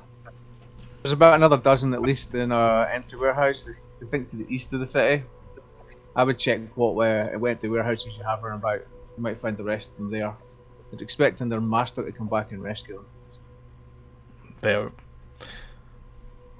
You got all that out of them, huh? Goblins are pretty easy to deal with. They're not the brightest. Besides, they're easily frightened. And scared. Well, thanks for the tip. I'll send a squad over to... Well, you know what? I'm not going to trust them if they said it was east. I'm going to send a squad over to whatever empty warehouses are in town. Just kind of patrol the whole thing. Yeah, given the fact they couldn't tell east from north or south, or their arse and their elbow most times. Take a pinch of salt in any direction they give you.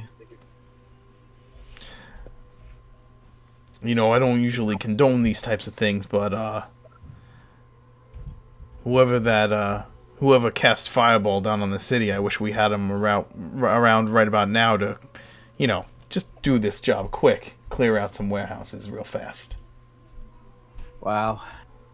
If you want a hand taking down the goblins, I've got a prior engagement this afternoon with some emissaries, but if you want the goblins taken out, I'm always more than willing to give you a hand dealing with those little gits. If there's 12 of them, I can send some boys down. I'm sure they'll make easy work of some goblins. But if we need you, I know where to find you. Excellent. Well, enjoy your sport with the prisoners. Yeah, we're gonna place bets on which one starts crying first later. I'd go for all four at once. That was what I was gonna do. Hey, you have a Excellent. good day. And if you ever need a job as an interrogator, you come down and see me. Oh, it's interrogating goblins. I have more than willing to come and give you a hand with that. But as for anything else, yeah, see. Thanks for the job offer, anyway. And they'll just kind of nod to him, step back at the office, and I'll head back over towards the town hall. Okay.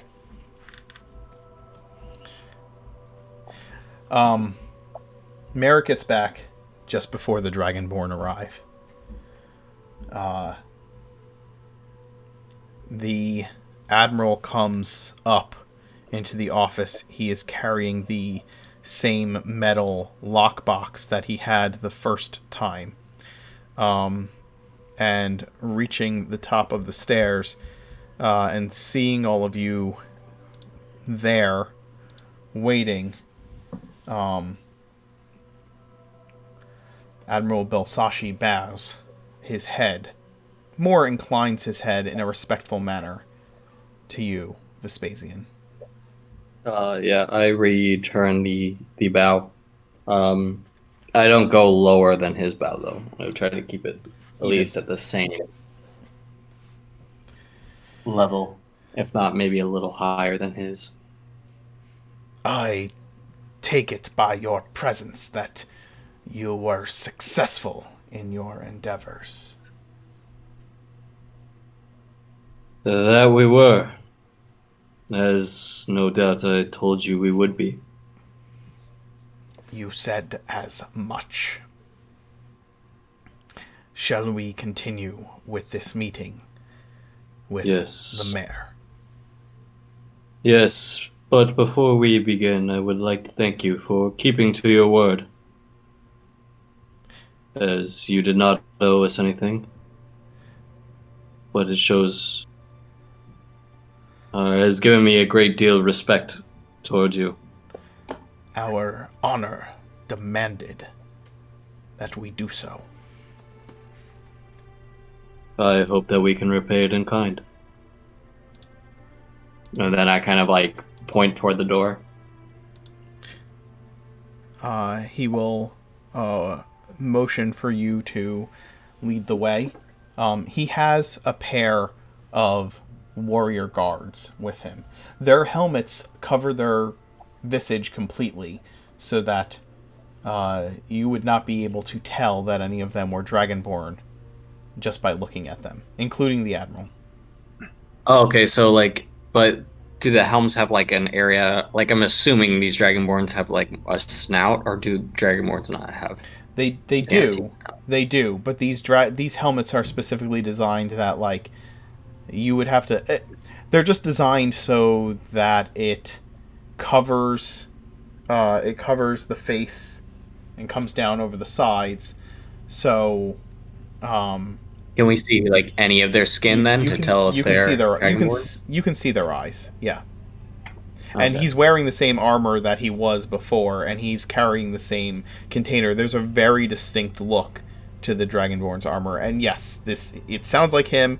It looks like him. You can see the eyes. But they, again, the helmets are more sounds made... like him. Yes. The helmets are more made so that you...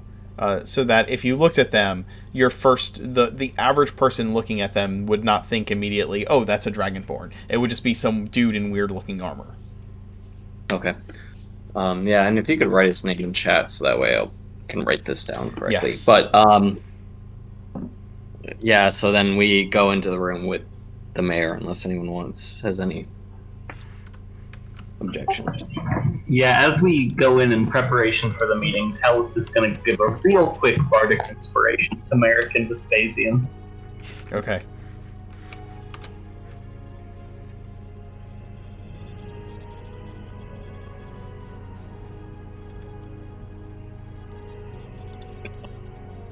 Thank you. I appreciate that.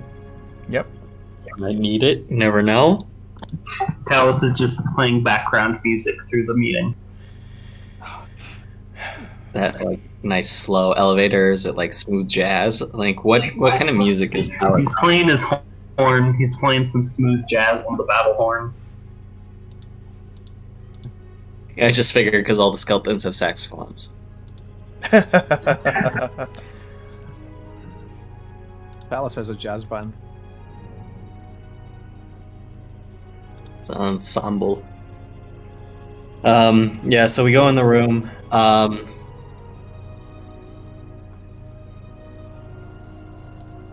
And the mayor is standing there kind of looking at all of you concernedly as you step in. He stands up and bows deeply to each of you. Admiral? Admiral? And Lord, welcome to my office. Let's I believe we can begin conversing about what will what will be best for everyone involved. Talus is gonna give the mayor some bardic inspiration too, because he seems nervous. As you enter, the Admiral nods slightly to the mayor after the mayor bows, not nearly bowing as deeply, and then places the box beside a chair and sits down and removes his helmet. The Dragonborn guards stay outside of the door of the room as it closes behind you all. Okay. I think it is time we begin this meeting and get down to business. If you do not mind skipping the small talk, and I kind of will look at both of them quickly to make sure that they're in agreement. They nod.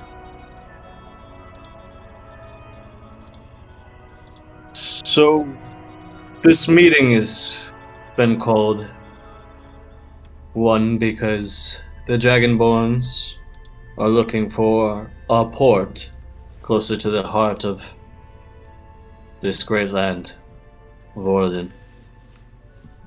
And the halflings, those who are in charge of Riverdam Raft, a prime location for the Dragonborns, are in need of security and assurances that if the Dragonborns were to use this location as a port, they would have assurances. I have drafted up a document. I look at the Dragonborn because the mayor's already read this.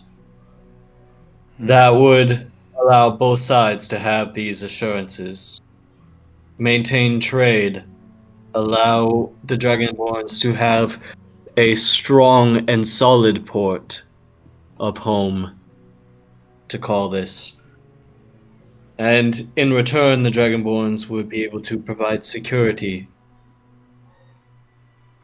and law and order to the town. Your predecessor, who we had originally been dealing with, had assured us of discretion and secrecy for my ships and my people. Can you do the same? It is of dire importance that it is not known the number of soldiers, vessels, or even the presence of our people in this city.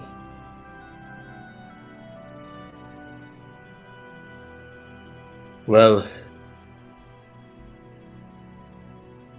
I don't know how he made those assurances, as this is a very large city and one that is central to trade in the region. Our presence, the presence of our ships, would remain beneath the raft and only representatives, which would have been provided with a way of disguising themselves, would move through the city in order to secure goods and services as needed. Can this... I look over. I was gonna say I look over at the mayor and say, "Do you think you could provide them with this service?" We have those 4 hats. I'm sure they were talking about having their own way of disguising themselves. Is it common for your people to travel the lands disguised like that? We have not been in these lands for hundreds of years, so no.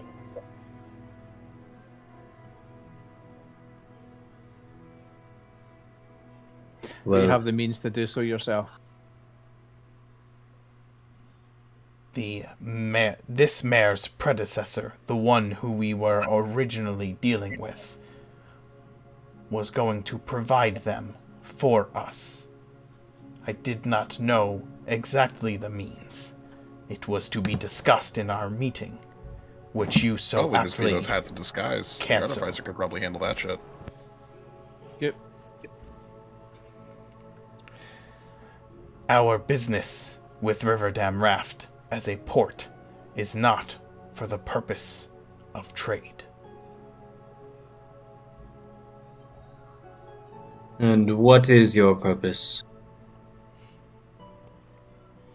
You are a commander of men. I believe that purpose is plain without being stated. Yes, it is quite apparent, as no one brings a fleet of ships for simple negotiations.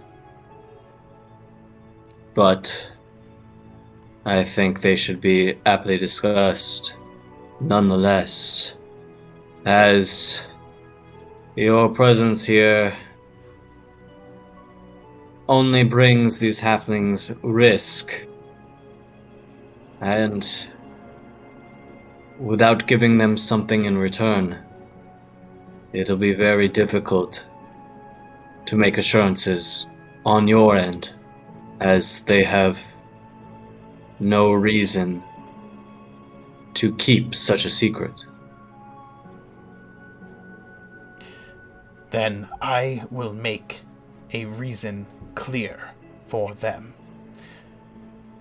Your predecessors, the one we were supposed to deal with, the being of power who had taken your place, was able to provide us with a port of secrecy and protection for our vessels, and provisions as needed.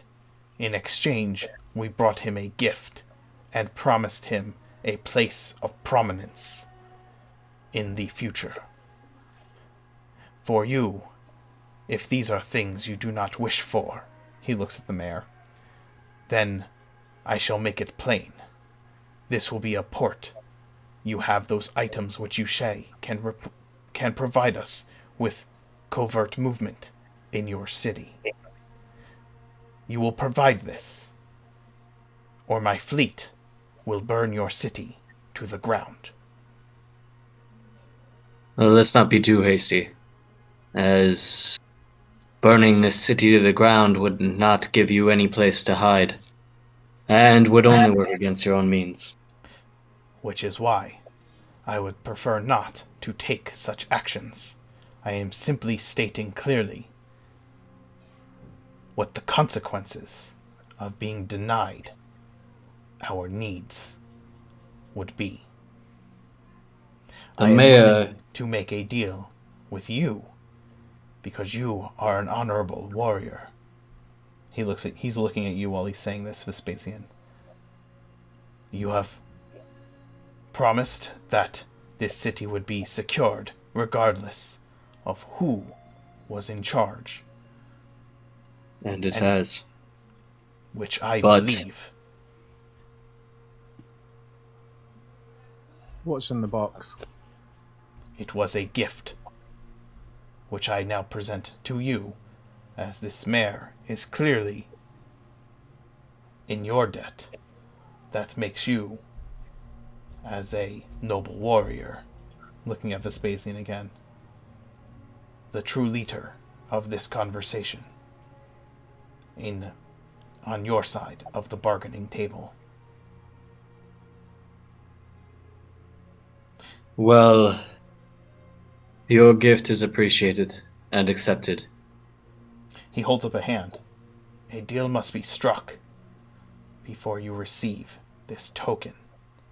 This item is the benefit. This item is one of great privilege and power. This item bestows a level of noble recognition amongst my people. It is a sign that you are a warrior of honor. You will be considered an ally and a respected one. But we must first agree to terms. The mayor's just kind of like looking back and forth, and he says, hold on. I'm the mayor, right? I'm the mayor. He looks at Vespasian questioningly. I'm the mayor? I kind of just give him a very kind of silent nod very quickly. Well, are you saying, I want to make sure I know and understand this. You're saying you want to harbor an invasion force under my city? Well, compared to the alternative. But this is still a negotiation. And nothing is set in stone as of yet.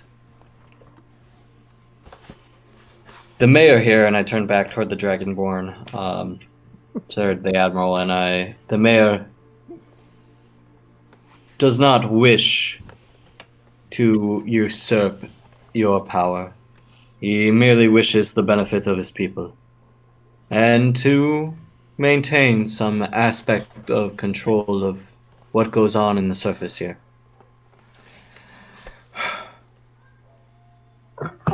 The Dragonborn... Oh, go ahead. Sorry. Not to interrupt, but you have an interest in a secret docking port, yes? I don't suppose you much care what the day-to-day life in the city is, no? It could be run as it has been, without any lack of benefit for your end, Admiral. We have no desire to interrupt the day-to-day activity of the city until such a time as the Emperor is in control of the lands that were lost to the dynasties.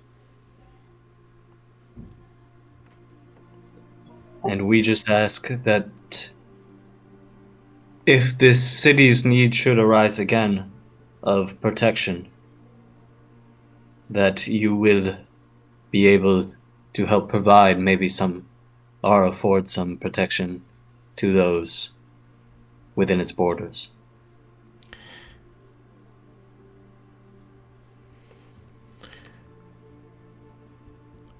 For what good is a fleet if not used? Should our fleet be in a position to be revealed or come under danger, we will defend ourselves and the city by default. But we will not reveal ourselves in order to police the masses within the city. No one was asking for a police force, more of a military. An emergency defense squad of sorts would be ideal. As I said, we will do what we need to do to protect ourselves and our secret. If this city would benefit from that, then so be it. I turn back to the mayor and I say, does this seem to be a reasonable arrangement? Lord Vespasian, nothing about this has seemed reasonable in a very long time. But if it's the only choice I have, what am I supposed to do? You will get to keep your seat and your people, As long as as they have promised, and you were so scared to have lost. As long as I and my people get to go about our business without becoming,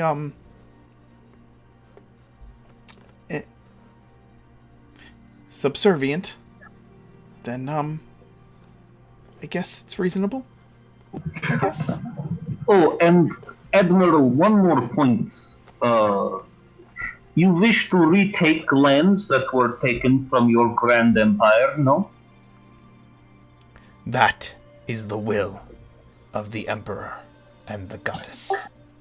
Well, this seems very reasonable to me, but I would add that technically speaking, this city is not one of those lands, and therefore you have no reason to reclaim it. Now, I'm not saying you shouldn't use it as a dock, simply that when you're invading places, maybe just leave it alone. Once all is said and done, you may bring that up with the Emperor on their behalf. Okay, well, that's about as good as I think I'm going to get. Sure, I'll bring it up to the Emperor when all is said is done. Yeah, I think that's well, we will remember our allies, as I hope you remember yours. But I can see that we are in agreement. They will provide you with a safe harbor, and the mayor will provide you with ways of disguise that have been recently acquired. We ask, though, if you do come across another entity that desires a power in this city, that you inform me and my compatriots at once, as the last one was easily disposed of, and I wouldn't want you to make the mistake of following a weaker creature. As our deal stands now, and as I understand what you are asking for on behalf of these people, we will ensure that the current leadership remains as it stands. That is the word we give in exchange for these dealings. As for you, what are your plans once our business is concluded? We are to head back to the west.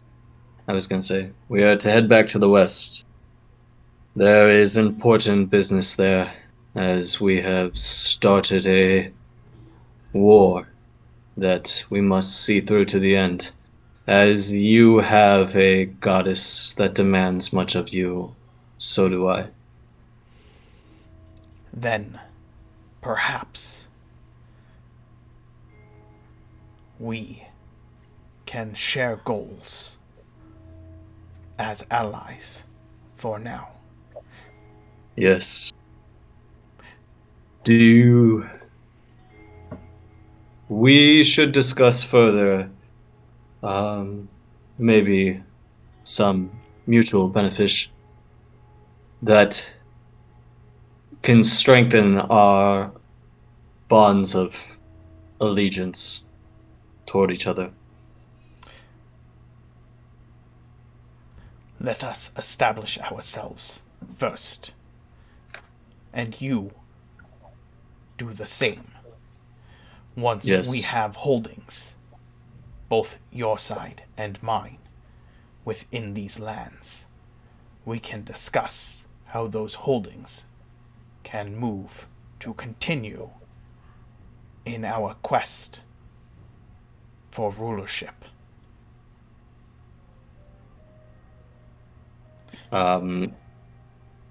Vespasian just kind of gives a nice small head nod, not acknowledging or disacknowledging it fully. Well, if it is concluded, there is one more piece of business.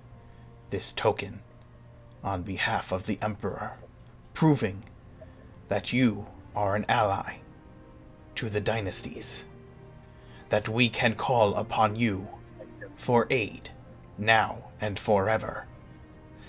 And in exchange, this shall aid you in your victories. And he pulls the box up and places it upon the desk and unlocks the locks around it and opens this very ornate wooden and metal reinforced lockbox. Inside is a horn, like a can like I a, reach what's that? in and pick it up? Can I reach in and pick it up? Yeah, it requires Like two me. hands to pick up. It's not like it's it's not like an instrument. It's like a Viking's horn kind of styled horn. Okay. Can you blow through it? Is it like my horn of? Or Yeah. is it? Yeah. It looks like a Viking's like a battle horn. Okay. Talus would consider that an instrument. I call skeleton. It is. It's made from a. Well, well, like I said, it requires two hands to lift. And Okay. he tells you. Can I recognize the creature the horn could have came from, or Give me a. You'll need a history check to recognize what it is, because it's not from any creature that would be. It would require a history or Arcana check. Yeah, I'm equally bad at both. Mark didn't really study at school. He was more like into sports.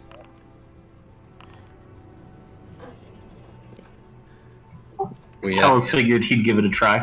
Talus, that is made from a blue dragon horn. Talus gets very excited suddenly. Vespasian is kind of ignoring everyone in the room, besides the two people that. No offense to my two compatriots, but bigger okay, fish to fry in his mind, and he's also struggling to maintain his facade at the moment of stoutness. This is the horn of Sirvanhandra. It will call to you warriors who have entered the realm of the goddess to aid you in battle. I humbly accept your gift. I know that this binds us eternally, and I hope that if I ever should call on you, as I find our wars do sometimes seem to align in their own ways.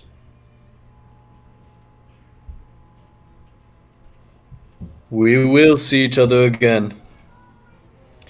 That we will. And he holds out a clawed hand to you. Vespasian doesn't really shake hands, so he kind of like slowly puts his hand out, like a little a little confused. It's a very foreign concept. It's like walking to Japan and asking people to shake your hand constantly. Yeah. The Dragonborn grasps your forearm tightly. We are now allied in purpose. And may that resolve us in strength. And then I kind of, grasp really hard back or try to match it, as you normally do when someone grabs your hand really hard, and shake his forearm, like bow the head again, and look at the mayor, release, and then look at the mayor and say, does this all agree with you?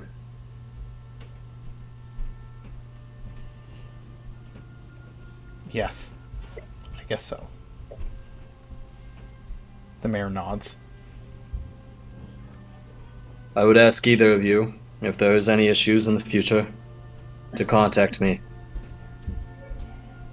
And we will see if we can resolve these issues. Accordingly and swiftly. The mayor nods. And hopefully with much discretion. Necessary discretion. Yes. And with that, kind of wait for the meet. I mean, I don't know if there's any more meeting to be had. That's the end of the meeting at this point. The Dragonborn turns to the mayor and says, "We will be in touch to discuss the logistics of our agreement."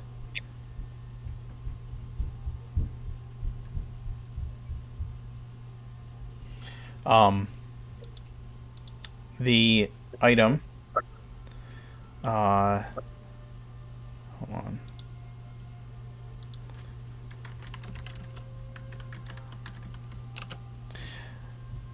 You haven't found your D&D Beyond, or neither? The item functions as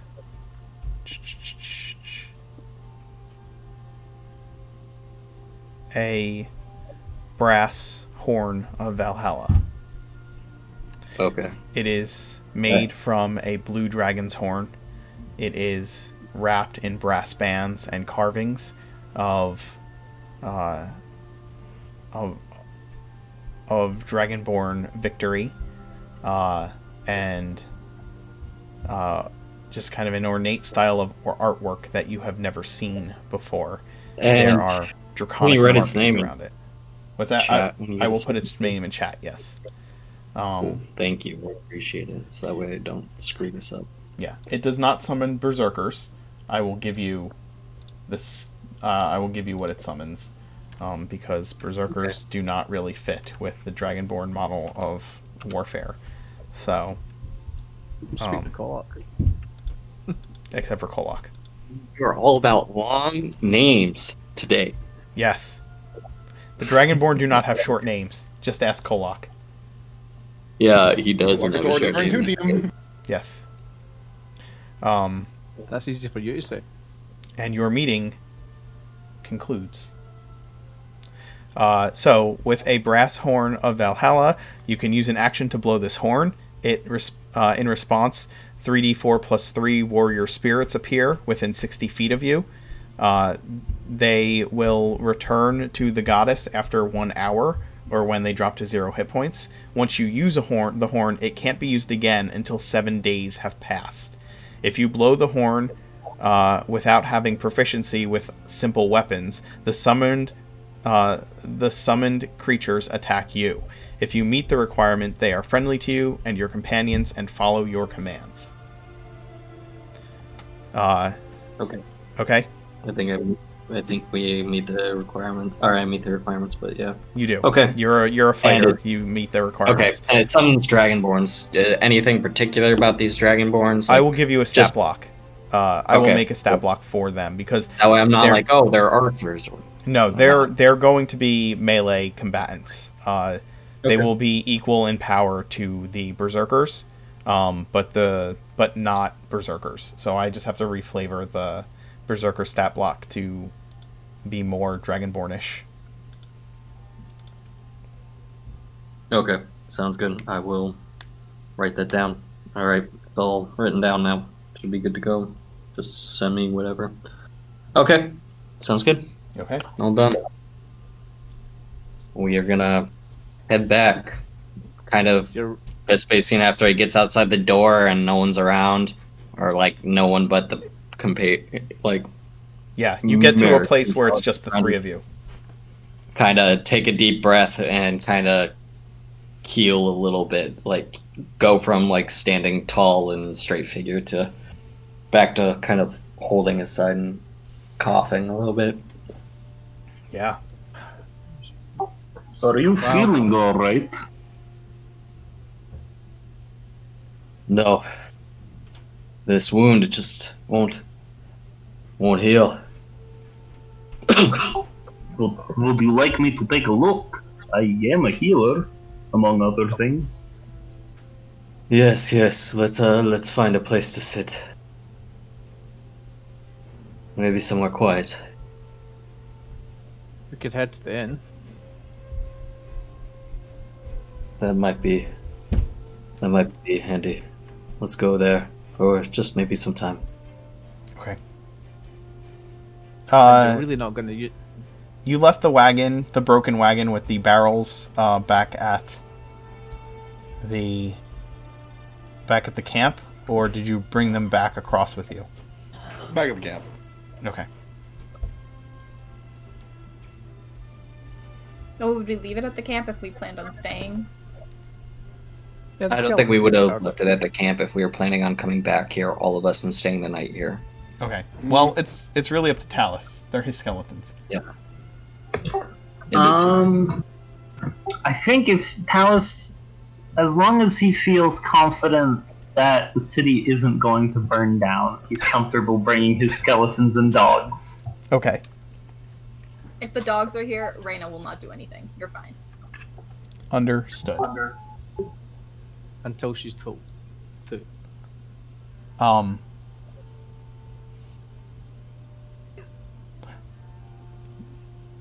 The rest of you gamble for a while. How long do you stay gambling? Probably for a few hours. Cole's gonna learn what cigars are. Of course he is. He's gonna have like a little box of cigars. He's gonna like light one up with his dragon bread, and just start chewing on that. Periodically, other people. I don't understand. Periodically, other people would like see Kolak like smoking a cigar, and then suddenly like being very grossed out and taking it out, and just like switching between those two modes. Switch. Reyna, like, he actually inhales, which you're not supposed to do with cigars, and he's just like, tastes like shit. Why do people do this? You're not supposed to inhale, buddy. Then why? It's a flavor. You drag it into the mouth. Confusing! What? Your ways are very confusing! You're very loud, I'm sorry. It's my default! Ask anybody! So go ahead and roll a couple more times. Call high or low. Alright. We'll see how much you win. You and Nethi can take turns. And Reyna, how much of this dessert are you chowing down on? Or how much are you taking back with you? She's gonna at least sample everything. I will call low first. But she is tiny, so she probably wouldn't be able to finish everything. That's 20 gold gone. Yeah, just give me a... just type in high or low and then make a roll. And I'll tell you what happens after, like, I don't know, let's say 5 rolls from each of you. Both you and Nethi.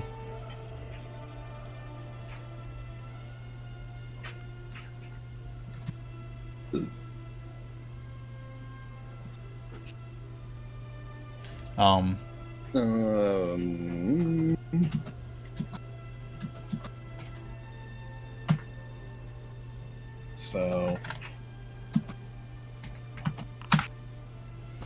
All right, let's take a look. So the 82 was for the first one, right? Yeah, that was a loss. So that was 20 gold gone there. So you called low. That's a win on the 50. That's a win on the 64. That's a loss on the 84, and that's a loss on the 24. So over the course of the next 5 rolls, you end up breaking even. Okay. I guess you have 2 wins and 3 losses, so you actually end up down 20. You went up. You go up, and then you end up coming down another 20 gold. So I guess overall you're up. Let's say you're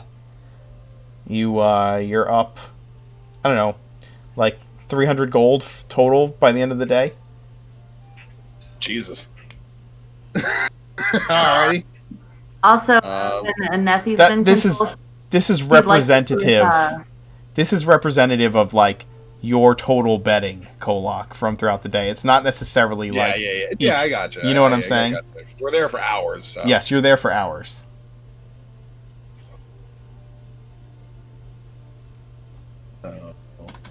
When Nethy's in control, she'd like to look for like a toy claw machine.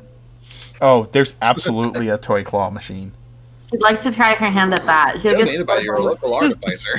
Yeah, she gets bored of the roulette and would like to spend her last few rounds just at the claw machine. Yeah, the claw machine has on the side of it, in big letters, it says Maldo's Magnificent Claw Machine.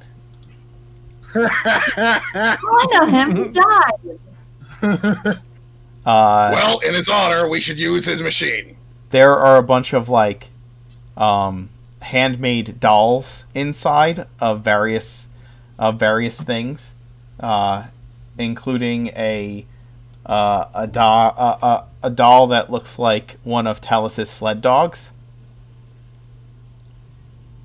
Yeah, I mean, I'm gonna go for that one. Yes. There's it costs a silver per play. Yeah, I'm gonna play like 20 times. Okay. Go ahead and make let's see. Make 20 dexterity rolls. I think they're checks. With my dexterity or Kolak's? It would be with Kolak since you're inside of him. I'm sorry, Alex. That's all good. She's got to use someone's body. I would like you to describe what this looks like from the point of view of others as Kolak is playing the claw game. Oh yeah, so Kolak is periodically going back between the roulette table and the claw machine and is just like using his oversized hands to try to like desperately get this like little sled dog stuffed animal. Go ahead and make you said you're going to try 10 times, right? You said it. I said 20 times. You're trying 20 times. All right, give me 20 dex checks. What's your modifier, Kolak? +2. Okay, so just type in \roll 20d20 and we'll just add 2 to each of the die rolls. Why don't you get a bunch of crits and then we end up with like a whole like several armfuls of. There's going to be. I just can't wait to. Sorry, I just can't wait to see Kolak come in with this big armload of fluffy animals. Yeah, because he would have to carry it because Nethy can't. Yeah, because Nethy can't carry him.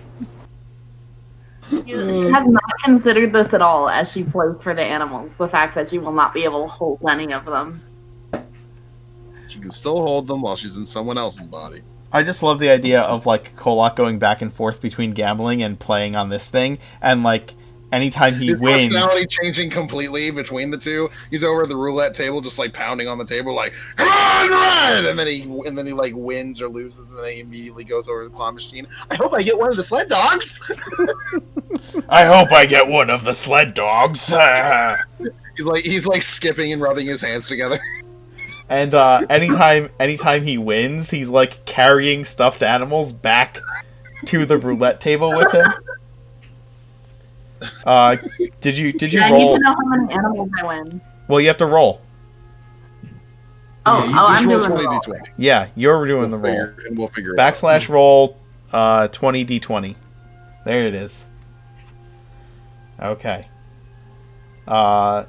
There are a few crits in there. 1, 2, 3, 4, 5, 6, 7, 8, 9, 10. So you win 10 times, and on the 20s you manage to grab 2 stuffed animals. So I have 13. yes, you have 13 stuffed toys. That's so good. Of an arrayed sort. They're not all dogs. You ran out of dogs Yeah. after winning. Like, Yeah. There's a whole variety of different stuffed things. I'm definitely gonna try to pick out which one reminds me of each party member and give it to them. So, after several hours, are you guys going back to the inn? Probably, yeah. Okay. I'll gather up Reyna.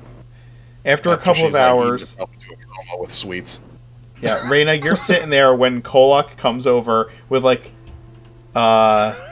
with several coins richer and and his arms loaded with stuffed animals.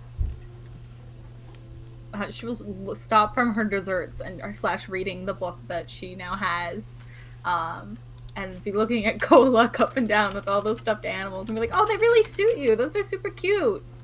Yeah, Nethy wanted to give one to each person individually. Nethy, which one did you want to give to Reyna? Reyna, you can pick one out. Just leave the sled dog for Talus.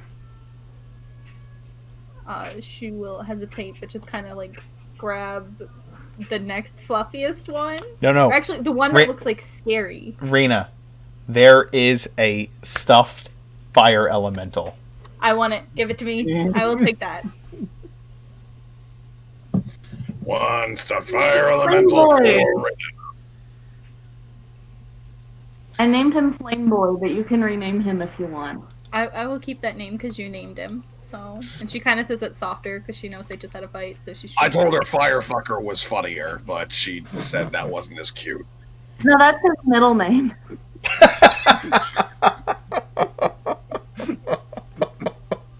Okay, that's fine. Oh God. Do you want some desserts, Kolak?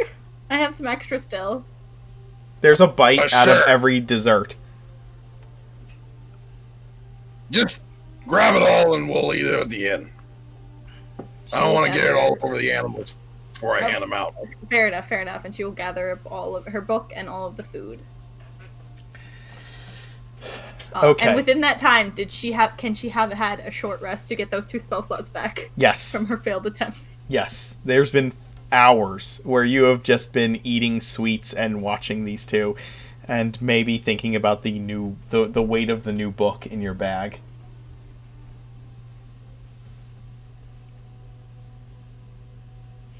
Well, I really hope those negotiations went well with the others.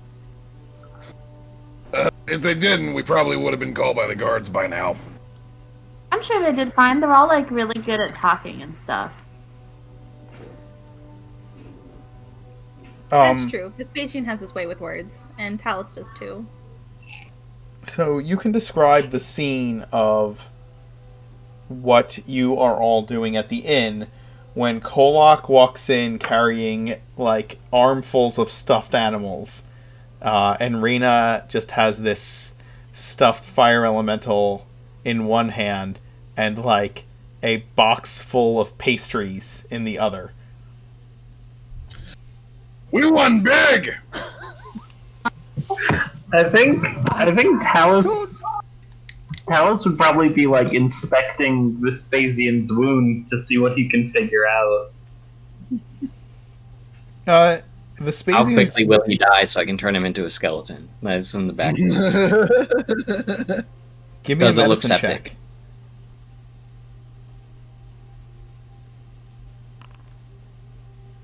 Not good. Not good. You're really not sure. It just looks like a claw mark, like a claw scratch. You've seen claw rakes before, and it doesn't look much different than that. But it's just not.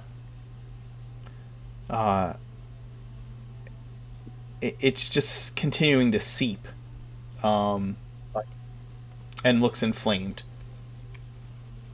Talus looks very confused. You can try a healing spell on it. I mean, that's what you'd normally do with something like this. Yeah, Talus is gonna try just to cure wounds, see if that works. Okay, how many hit points does Vespasian get back with that? 6. Where does that put you at, Vespasian? That puts me. I'm 4 points of a total back up to max because I was it's 72 out of 76. Okay, so you're healed it partially, but not completely. Okay, so yeah, it mostly closes up. It stops seeping, but there's still 3. There's still 4 like gouges in his skin that just look red and irritated. That's weird. Normally that works. It's not bleeding anymore, and they don't look like gashes anymore. Yeah. Feels better. Feels a lot better. I haven't been able to sleep. I think it was due to the wound. It's not really ever happened to me before. Do we know if these things are poisonous? Maybe that's what it is. Could be. Don't feel sick though. You say you didn't sleep, but did it hurt? What kept you up? Yeah, it just couldn't. You kept getting, every time you tried to trance, there were you just got really terrifying visions in your mind. What were those visions about? Oh, what are things that would be terrifying to Vespasian? Oh, jeez. A lot of terrifying things, but nothing that's really in the pressing concerns of this area. Mostly it'd be terrifying things having to do with the ancient forest and maybe his family. Yeah, the family, the elves being prosecuted, and basically, like the witch hunts that are going on. Yeah, the curse is going to use your own mind against you. Like the types of things that you keep seeing in your head are just like things that would haunt Vespasian.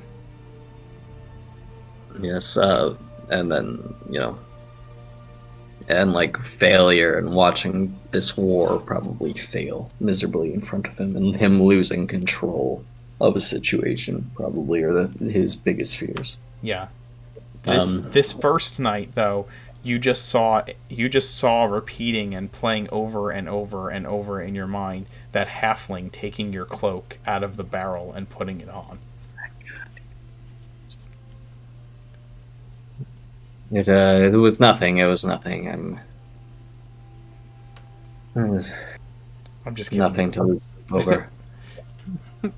It would be something that just like would haunt your visions. So like, it definitely would haunt Vespasian's visions.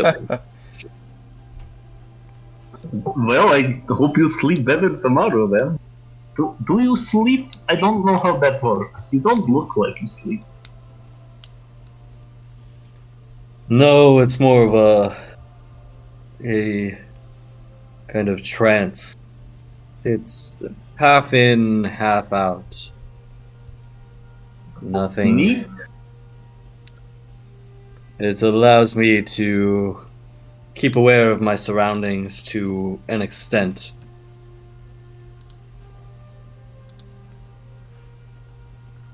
It's something that's kind of passed down, a technique through the ages. We all almost inherit as part of our bloodline now. Yeah, my mother. Merrick does the same. No, I can't. My mother tried to teach me several times. I just can't seem to achieve that status that she can and you can. Perhaps I've got too much on my mind as well. Maybe one day, with enough peace. Hey! Boring people! Well, hey, they're back. Oh, hey, they're back. I brought presents. Oh, what the hell have you been doing? I take out a large stuffed hunting dog, and I hand that to Merrick. This one's for you. His name's Goopy, but you can rename him if you want. I take one of the sled dogs and I hand Okay. it to Talus. That one's for you. I will treasure him. Her name is Fluffy Girl. I will treasure her. There's a stuffed goblin. And I take out a very small stuffed kitten and I hand it to Vespasian. That one's for you. That one's named Captain Zerkat. That one's named Captain Zerkat. You both get inspiration. You both get inspiration. Oh, Jesus. Also, Vespasian, I'm going to give you inspiration for how you've been dealing with the wound. Marek, you should get inspiration for your interaction with the goblins. And, yeah. Talus, I think you should get inspiration for the inspecting of the wound. And, as well as the continuous surveys that you do. It's important census work. Somebody's got to do it. Yes, as in how many skeletons will be residents here. Kolak picks up like a big old stuffed tiger and he like holds it up on his shoulder. This one's for me. I would be glaring at the tiger. You glare at the I was tiger, thinking Reyna, Tony. and for just a moment, it looks like the tiger's hands are backwards. But it must have been a trick of the light. It must have been. Marek looks at the stuffed dog, looks at the stuffed tiger with a slightly jealous look. Didn't get to keep the paw, at least not the tiger. Yep, Vespasian just holds up the kitten between two fingers. Up to the light. And, like, just sets it down in front of him. It's like keychain sized. Yeah. It's really cute. You could probably like attach it to your swords or something. Captain Zerkat. That is an idea. You get the dog, Merrick, because of the fact that you have very strange loyalties. Also, it's a hunting dog, so made sense. I'm not sure if I'm insulted or complimented. Both. I'll take it that way. Good. Because that's how it was meant. Anyway, the rest of them all belong to Nithie, but unfortunately she can't carry them around. So... Right, wants you to can hold be them if possessed you by want. Nithie tonight so she can cuddle with her new stuffed animals. You need a smaller barrel to put stuffed animals in. That is not happening. Sorry. You can possess me again. I still have more studying to do in there.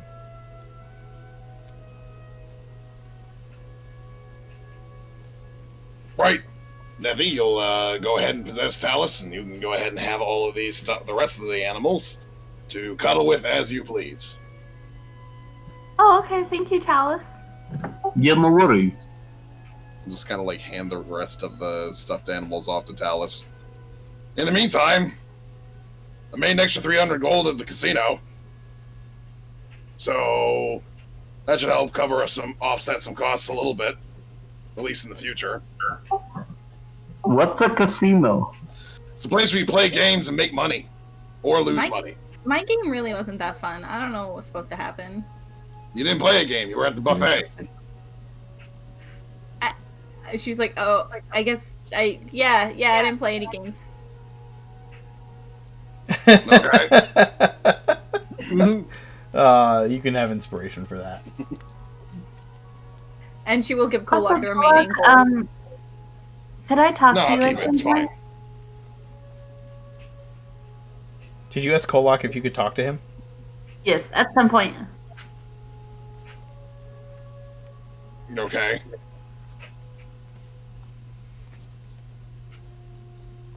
Do we need like a room or? I mean, I guess I can just speak into your mind. Sure.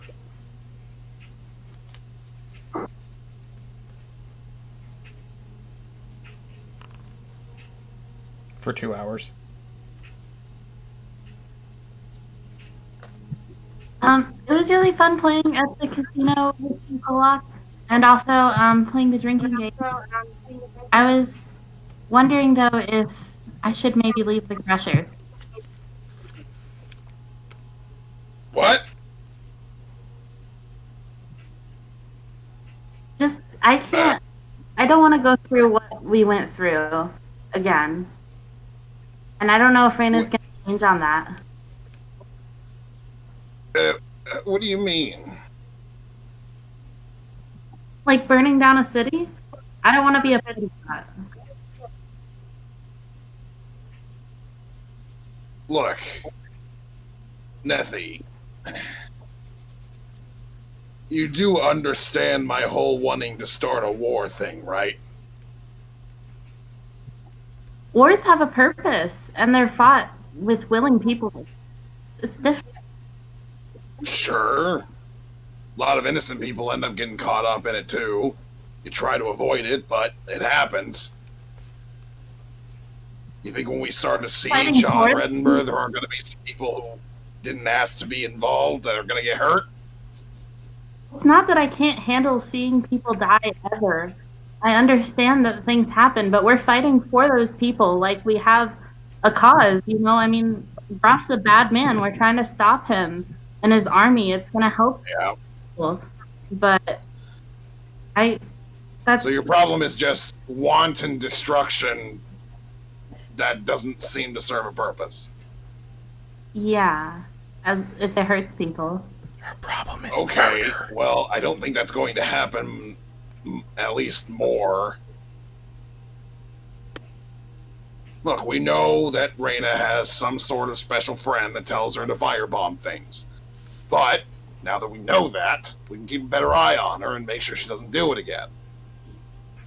I guess, but I tried talking to her and she seemed pretty firm on her stance. Well, technically she's not one of mine. Wouldn't really be my place to talk to her or see if I can't get her to change her mind at all. Still, I can't have you go. Nethy, I formed the Crushers. Yes, in part as a way to get into Reddenburg. But I also formed it because over time you guys have kind of become a bit of a family to me. My own parents, my siblings, never saw eye to eye. My siblings all left, either before or after me. I don't really know what's going on with any of them. My parents, they see things a lot like the other Dragonborn do. Having people that I enjoy spending time with is important. Starting a war is great and all. It certainly serves Morrigan, and she's going to be very pleased with that, but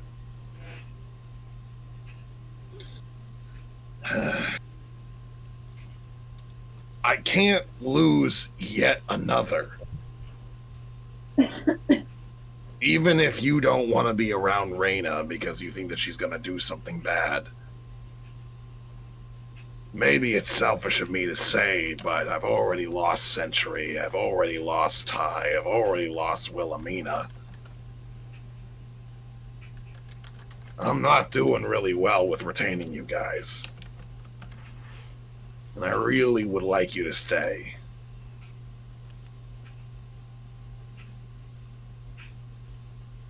That really means a lot, Century. You can tell her voice she sounds pretty emotional. Alright. It really does mean a lot. I don't really have a family other than you guys either. I mean, like, my dad sold me to indentured servitude, so I don't know if he still counts as my family after that. I don't know what the rules on that are. I don't either. And I don't want to leave. I don't. I can't go through that again. Well, That's all. I'll see what I can do about making sure that Reyna remembers that we're a group and we don't just go off half-ass making decisions for each other. But I can't make any promises that I'll be able to stop her 100% if she decides that that's just the best course of action.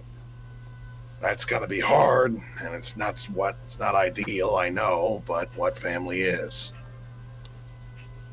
I don't want you to go because I don't want to lose yet another person that I consider close to me, that I respect, that I like hanging around, that I can drink with, that can keep up with me even. And I don't want you going off on your own. Who knows what you're going to be able to get up to? Will you even find a body without us? Dallas is working hard on that. Probably break his heart if you left too.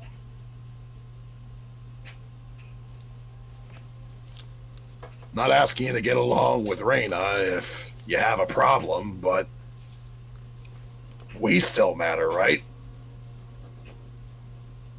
Of course, you matter so much. You and Alice, and I mean, Reyna matters too. I don't want to fight with her, and I don't not like her. I like her a lot. But that's separate from the problem is all. And I won't leave. I don't want you to be sad or lose someone else. It's just, you know how much those things hurt me, like seeing those dead people in Riverdam Raft. I get it, I do. And I'll see what I can do. Can't make any promises, but least I can do is try. Thank you. That really means a lot. And then she'll end the communications. Reyna, Vespasian, can I talk to you in private for a bit? Yes, sure. She was stuffing her face with more of the dessert she brought back, but she'll put them down and be like, yeah, okay, and she's like wiping her face. Yeah, Vespasian grabs the kitten again between two fingers and puts it slowly in his pocket. Kind of rubbing his head, Kolak will lead them off into one of the other private rooms, probably Vespasian's, because that's the one that he remembers.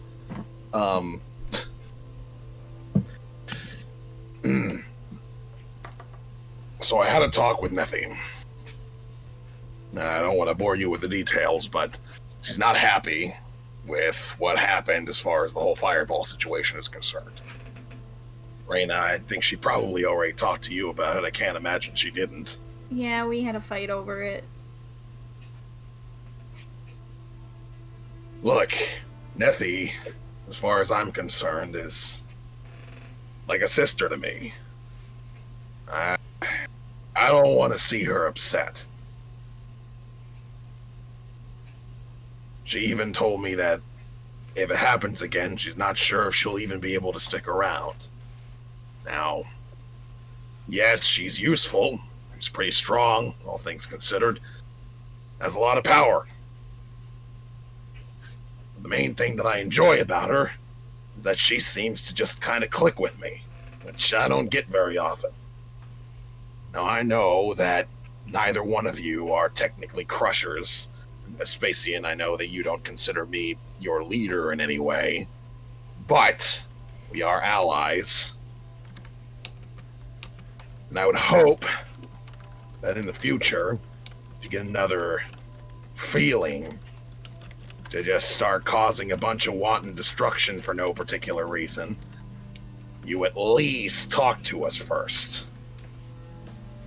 I think we've demonstrated at the very least that your patrons are not infallible. they say we can't handle something, that doesn't mean we can't. I mean, depends on what you think of handled, because the situation with the Rakshasa is just, did we really handle that situation well? I mean, he's gone. No, we didn't. Well, your patron said we would all die. Did any of us die? Well, technically, no. So, maybe they're wrong sometimes. The bigger question is we can't have Nethy popping around between bodies. True. Dallas is working on a solution for that. It's gonna take some time finding the right body, finding something that Nethy is actually comfortable in. And even then, that'll only be a temporary solution until we actually revive her actual body, which I'm not sure how we're gonna do that or when, or... I've got no time slot on that one, but Nethy's very important to me regardless. Even if she wasn't capable of doing anything except being invisible and talking to people psychically, I still want her around. I understand. And I'll look at kind of like Ray, like, as there are people that are dear to me too in this group. I cannot promise that we won't do something that will upset her eventually, as it seems to be almost a habit of ours at this point, but I can promise I will try my best. If it gives you any sort of idea as to where her head's at, we used to have a member of the Crushers, his name was Sentry. Big, golem-looking guy. He,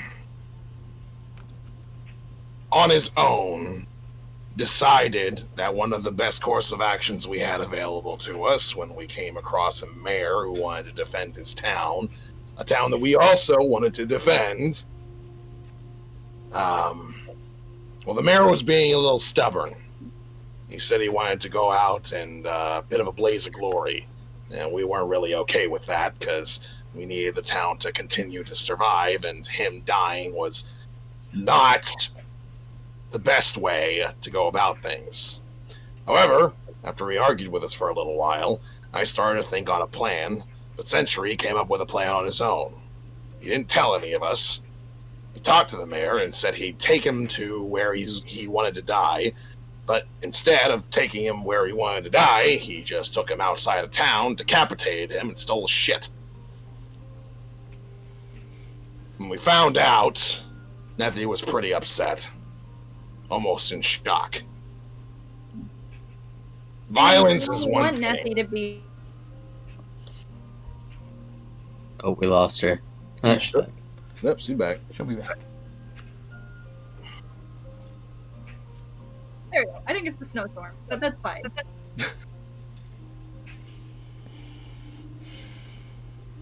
I understand you don't want Nethy to be upset, Raina, but you have to ask yourself a question.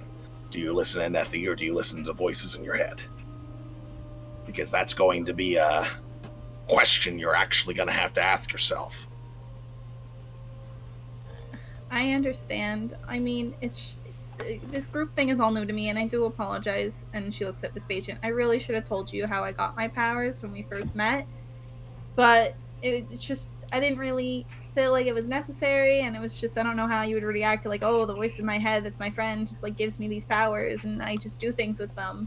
But that friend will not be a problem. I know. I'm sorry. To be fair, I didn't ever really ask. I figured it was none of my business. Oh, that was really nice, like, respecting people and, like, they want to talk about their powers or not. I was just really happy to be useful to you, and I'm really sorry. I don't want to senselessly, like, just kill people and cause destruction. It's just kind of like, I really wanted to keep you guys safe, and I understand we didn't die, But my patron was like really worried that we were, and like I didn't really want to die because like now I have these powers and I really want to help people, and just like some people need more help than others, and I understand, according to like Nethy and Merrick, that what I did was wrong. That I shouldn't senselessly like murder people. And I'm working on finding those lines, and I'm really glad that I have like you guys to tell me what's right, and I promise I'll talk to you guys more. I just really don't want Nethy to leave. She won't. Not right now. Just in the future, when you're told, go set a fire and kill a bunch of people, maybe ask us ahead of time if that sounds like a good idea. Kolak, I'm afraid that might not be possible with what is to come. We are starting a war. Oh no, she's fine with that. Vespasian just looks extremely puzzled. Look, if there's a point to the violence, then it's fine. Is there? Yes. As far as Reddenburg is concerned, the place is running the entire region into the ground and is trying to take over other regions to also run into the ground. Lord Groff is essentially killing off everybody who lives there that isn't in his army, and even those who are in his army, he's using as pawns that can be destroyed at any particular time. He's the sloppiest war master I've ever seen in my life, and I plan on taking him down. Now, that has the added benefit of helping out a bunch of people. Whatever. Nethy's pretty alright with it because it's going to help a bunch of people. That's fair, but I believe it was you who told me that you were starting this war just for the sake of Morgan's name and not even called to do it. Oh no, this war has a point in the sense of getting that spear back. The next war has a different point, which is shoving that spear up the ass of every single Dragonborn Highborn. And Nethy will be okay when you tell her of your plans to do that. Maybe. Hopefully by then we'll have a body for her, so it'll be a little bit less of a problem. Well, I guess we'll cross these bridges when we come to them. We'll do our best, but I can't promise anything with the days to come.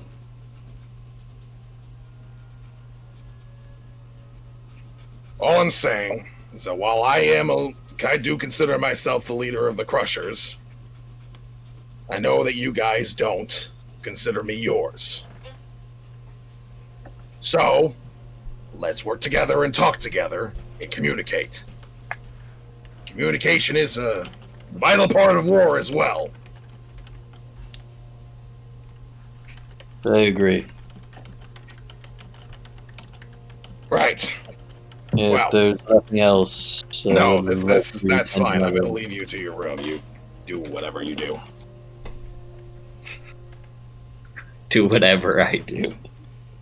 When Kola goes to leave the room, Raina's gonna grab Vespasian like by the arm real quick and like, can I talk to you real quick? Oh man. Yes. Vespasian's sitting here like, I didn't get any sleep last night. I just went through a meeting. I'm just dealing with this shit. I swear to God. We're gonna give him one more thing to deal Everyone with. goes and gambles, and I gotta do it. Sure. No. Vespasian, yeah, looks at you. Yes, Ray, I always have time for you. What seems to be the issue? Before she starts, she's gonna like eye him up and like, are you okay? You really don't seem okay. I haven't been getting much rest lately. It's nothing to be concerned about right now.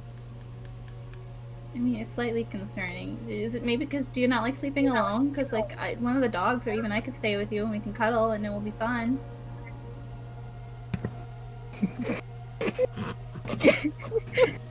No, if you're just doing this just to please people at this point, but no, right.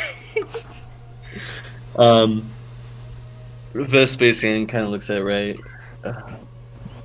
I don't think that'll be necessary, but I appreciate the offer. Maybe the kitty, she's gonna gesture to like the kitty toy, will keep you safe and help you have a good night's sleep. Oh, you mean captains or cats? Yes, Captain Zerket. I think Captain Zorket will be enough company. Thank you. And he kind of like takes it and like squeaks it or like pushes it between his two fingers and sets it down next to the bedside table. And then like shifts it a little bit and then shifts it again so it's like just in the perfect like he's just like a little OCD about how it's facing.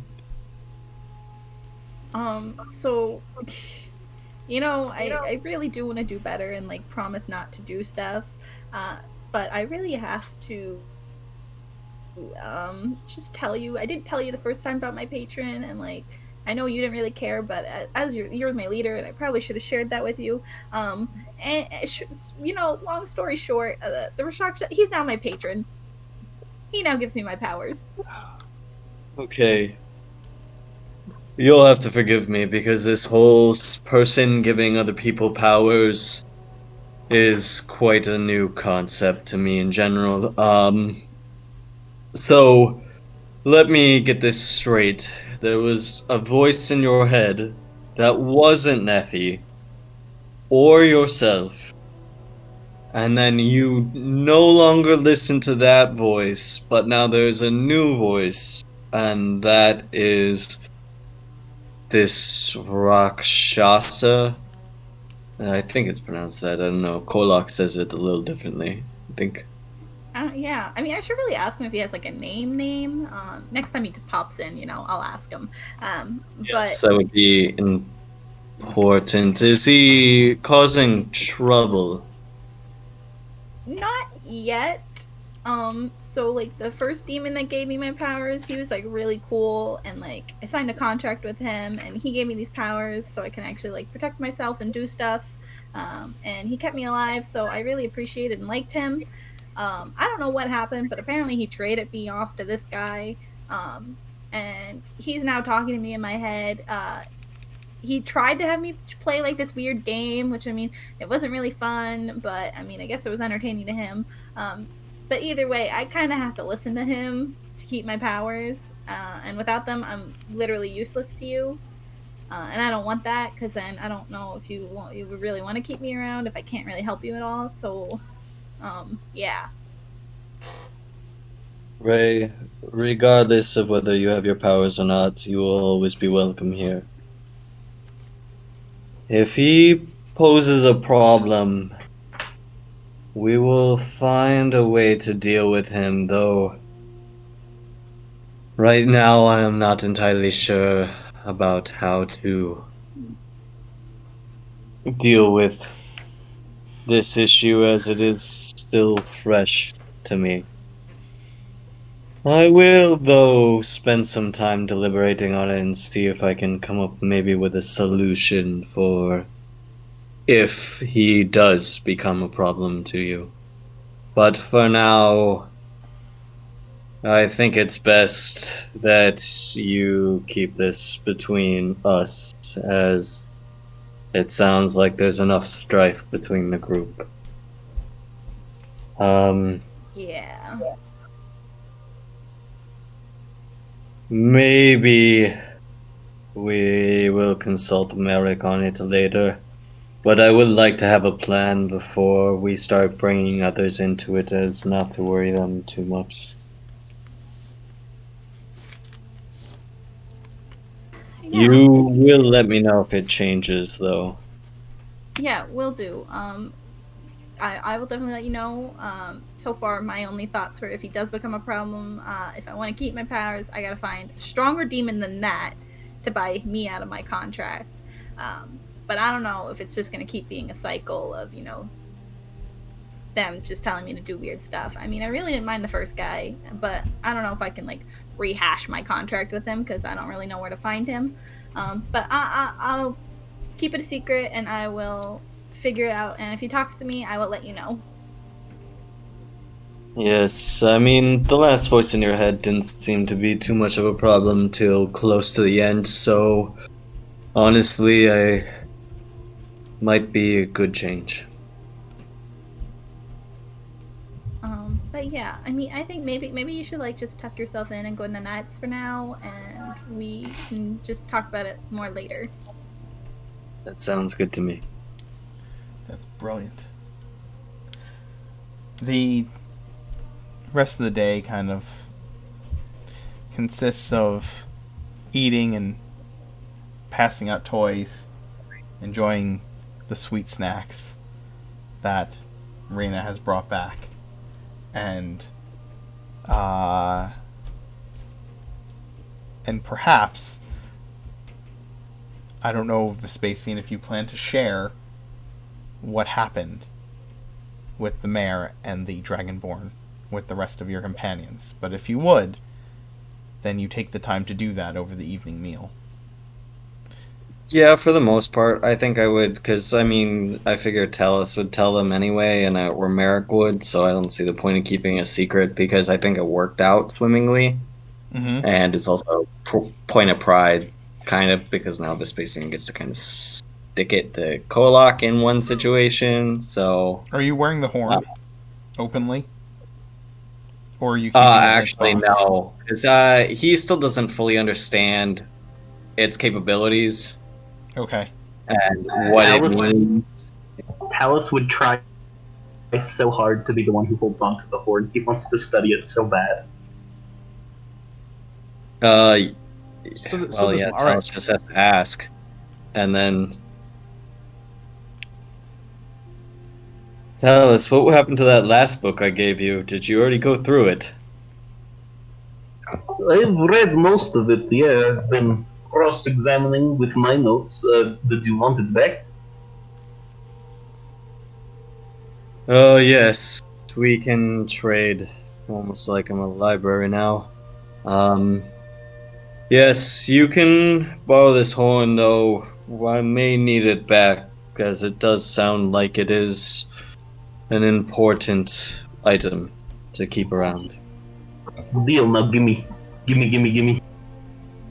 It summons spirits. You're actually not actually going to use that, though. This is a symbol. They're not undead spirits. I mean, I won't use it until I need to for my testing purposes. Marek, doesn't know that. They don't summon undead. They summon... It summons warrior spirits from the afterlife to come and fight for you, and then they return to the afterlife. It would be like casting Summon Celestial, or Summon Fey Spirits.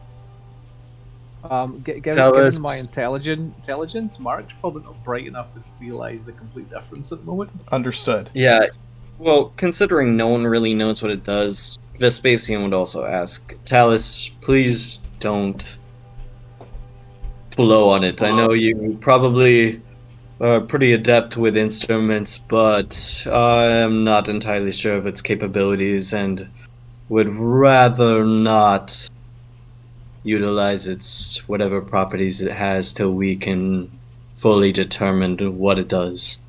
But if you can identify it, I would greatly appreciate it. Yes, that's what I was going to ask. Do you have Identify? Talus does not have the Identify spell. Okay. So it'll just be direct study. That's fine. You can spend an hour studying it, and you will know all of its secrets. A decent chunk of why Talus is interesting is because it's the horn of a blue dragon. Yes. That's like a very good bone, high quality bone. High quality. Yes. High quality. So you tell Kolak and the Crushers about the rest of the party, essentially, about what happened with the Dragonborn. You lend Talus the horn. And Talus, you can take some time to study it. I will, if you want, you can roll a history check, and I will give you a bunch of information on... you'll learn what the horn does regardless, but the history check might tell you some interesting facts about the horn itself. I will... Inspiration. I want to know more. Okay. Yeah. That's even worse. I can give you guidance, but it's not going to help you much now. Yeah, I actually just want to roll to see. I kind of just want to find out if Vespasian knows anything about dragons. Sure, give me a Arcana check.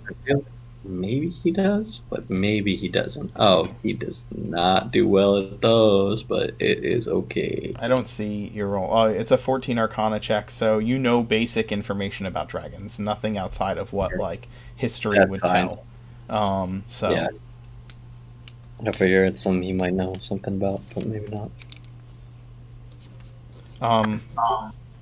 That night, Vespasian, you once again attempt to trance, and your mind is filled with imagery of terrible things happening. You see images of the ancient forest burning. You see mental images of your family being slaughtered by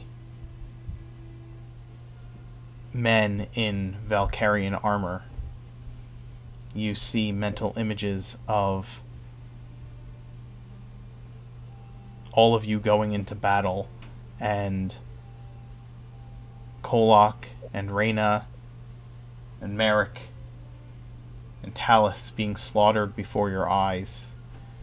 Nethi being banished, her spirit destroyed by a dark cleric, and you being left alive to mourn in your defeat. You see visions of being left crippled and powerless, unable to fight any longer, unable to speak, being left in darkness, alone forever. You see images of all of your worst fears coming to fruition, and just a constant reminder of your inability to find victory. I need you to make a Constitution save. Let's see how he does. You come out of your trance in a cold sweat. You are not exhausted, but you are still unable to find rest. Vespasian's gonna attempt those visions will be over the course of him constantly attempting to trance, as one kind of does when they attempt to fall asleep but can't. Lie there, have these visions, get up, pace, go back, try again. This is going to be over the course of literally 8 hours, and he'll just be in his room basically the entire time. You have these visions throughout the course of the night, while the others sleep soundly. And we'll end it with Vespasian pacing his room, trying to find some rest. I hope you've all enjoyed Help Wanted this week. Thank you for those of you who are playing. Thank you for those watching. We are going to do some quick favorite moments today. If you are in chat, feel free to share yours, but if you do, please share one for each character. And I'm just going to go through and have each of you share your favorite moment for you and your favorite moment for one of the others at the table. Try to hit somebody that hasn't been hit yet. And I'm going to do this at random this time. Who we're going to start adding with. a little RNG to it. Yeah. So, Fiona, what was your favorite Talus moment? Honestly, I really love being Talus, and anytime I ask something weird, just blaming it on it's census work. I'm taking a poll. Skeleton army, yes or no? Hypothetically speaking. So that was pretty good, and I'm gonna shout out to my favorite Reyna moment where Rakshasa tried to get her to make Kolak lose all of his money and utterly failed. Rip and rest. Rip, yeah, that's not my fault. I tried. I can't be There held was liable. an attempt. Like a little You should have felt your bag get heavier. Then there's just like a little consolation star. You tried. I don't think he's that kind of patron. It just like appears like on your shoulder, like a little star, a little sticker. In my Book of Shadows now, it now has like a good noodle star. I think my favorite Palace moment, though, for sure, was when he gave the mayor inspiration. He looks like he needs it. He seemed nervous. The poor mayor. I think it helped him, though. I think it really did. Let's roll again.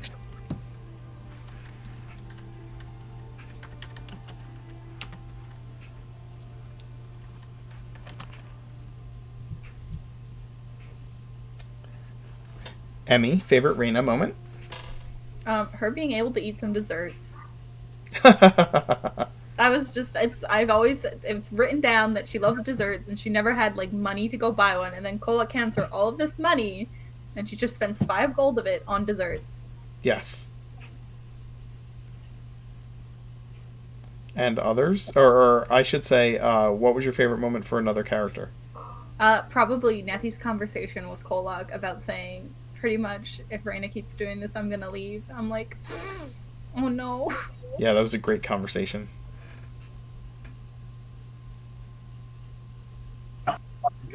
You stuck between a rock I shasta. love hanging out with you today, Kolag. It was great. We had a lot of fun. I'm gonna go. Like, that was a really weird way to phrase that.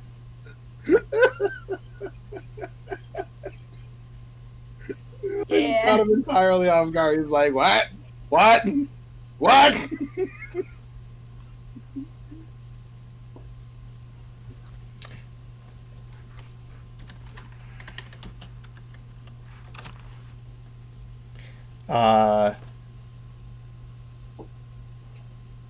Zoe, favorite Nethy moment?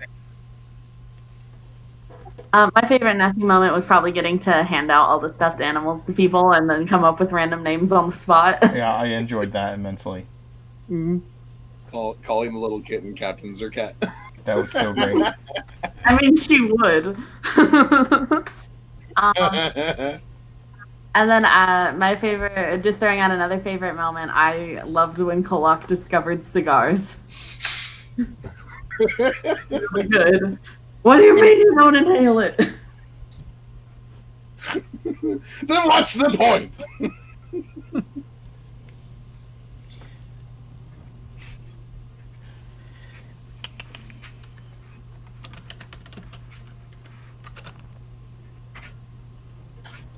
Mike, favorite Merrick moment? Interrogating the goblins. Yes. Yeah, because that they're not quite the same as undead, which he has personal reasons for hating, but he just thinks they're little vermin, and they're one of his enemies he doesn't like, and that was actually quite fun to do. And I have to say, right at the beginning, for one of shout out to Cole up for his dreaming in his sleep. That was quite funny. That was amazing. Yeah. Yeah. That was really well done. We can't afford the catapults. Steal the catapults. That was great. Like, seriously, where are we gonna steal them? I don't know. How do you steal catapults? From Lord It's not like you can it's not like you can sneak away with catapults, right? They're not exactly small. Like in a Looney Tunes episode, we're just like we're just in the middle of the night. Somehow we're just like packing away these catapults. Alex, what was your favorite Kolak moment? Shit. Well, let's see. I already did him sleeping in the beginning, and the conversation with Nethy was really good.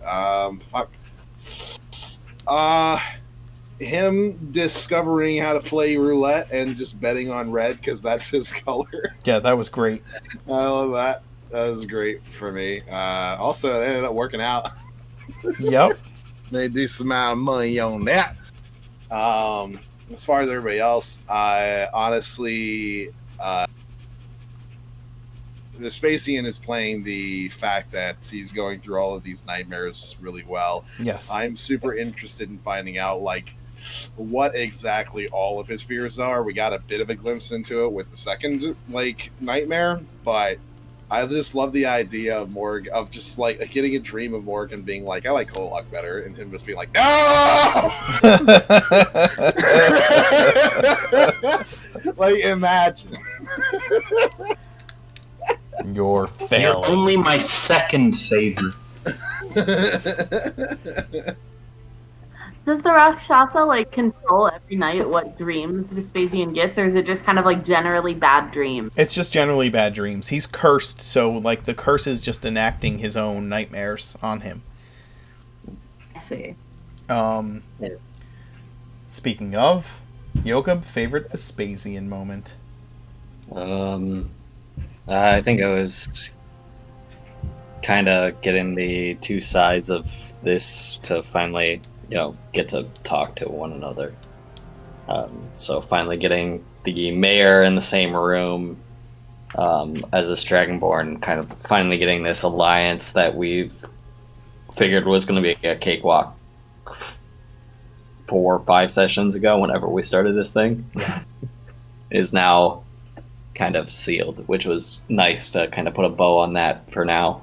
I mean, not saying we're not going to reopen this can of worms later, that we've now, I don't know what I've bound myself to with these Dragonborns.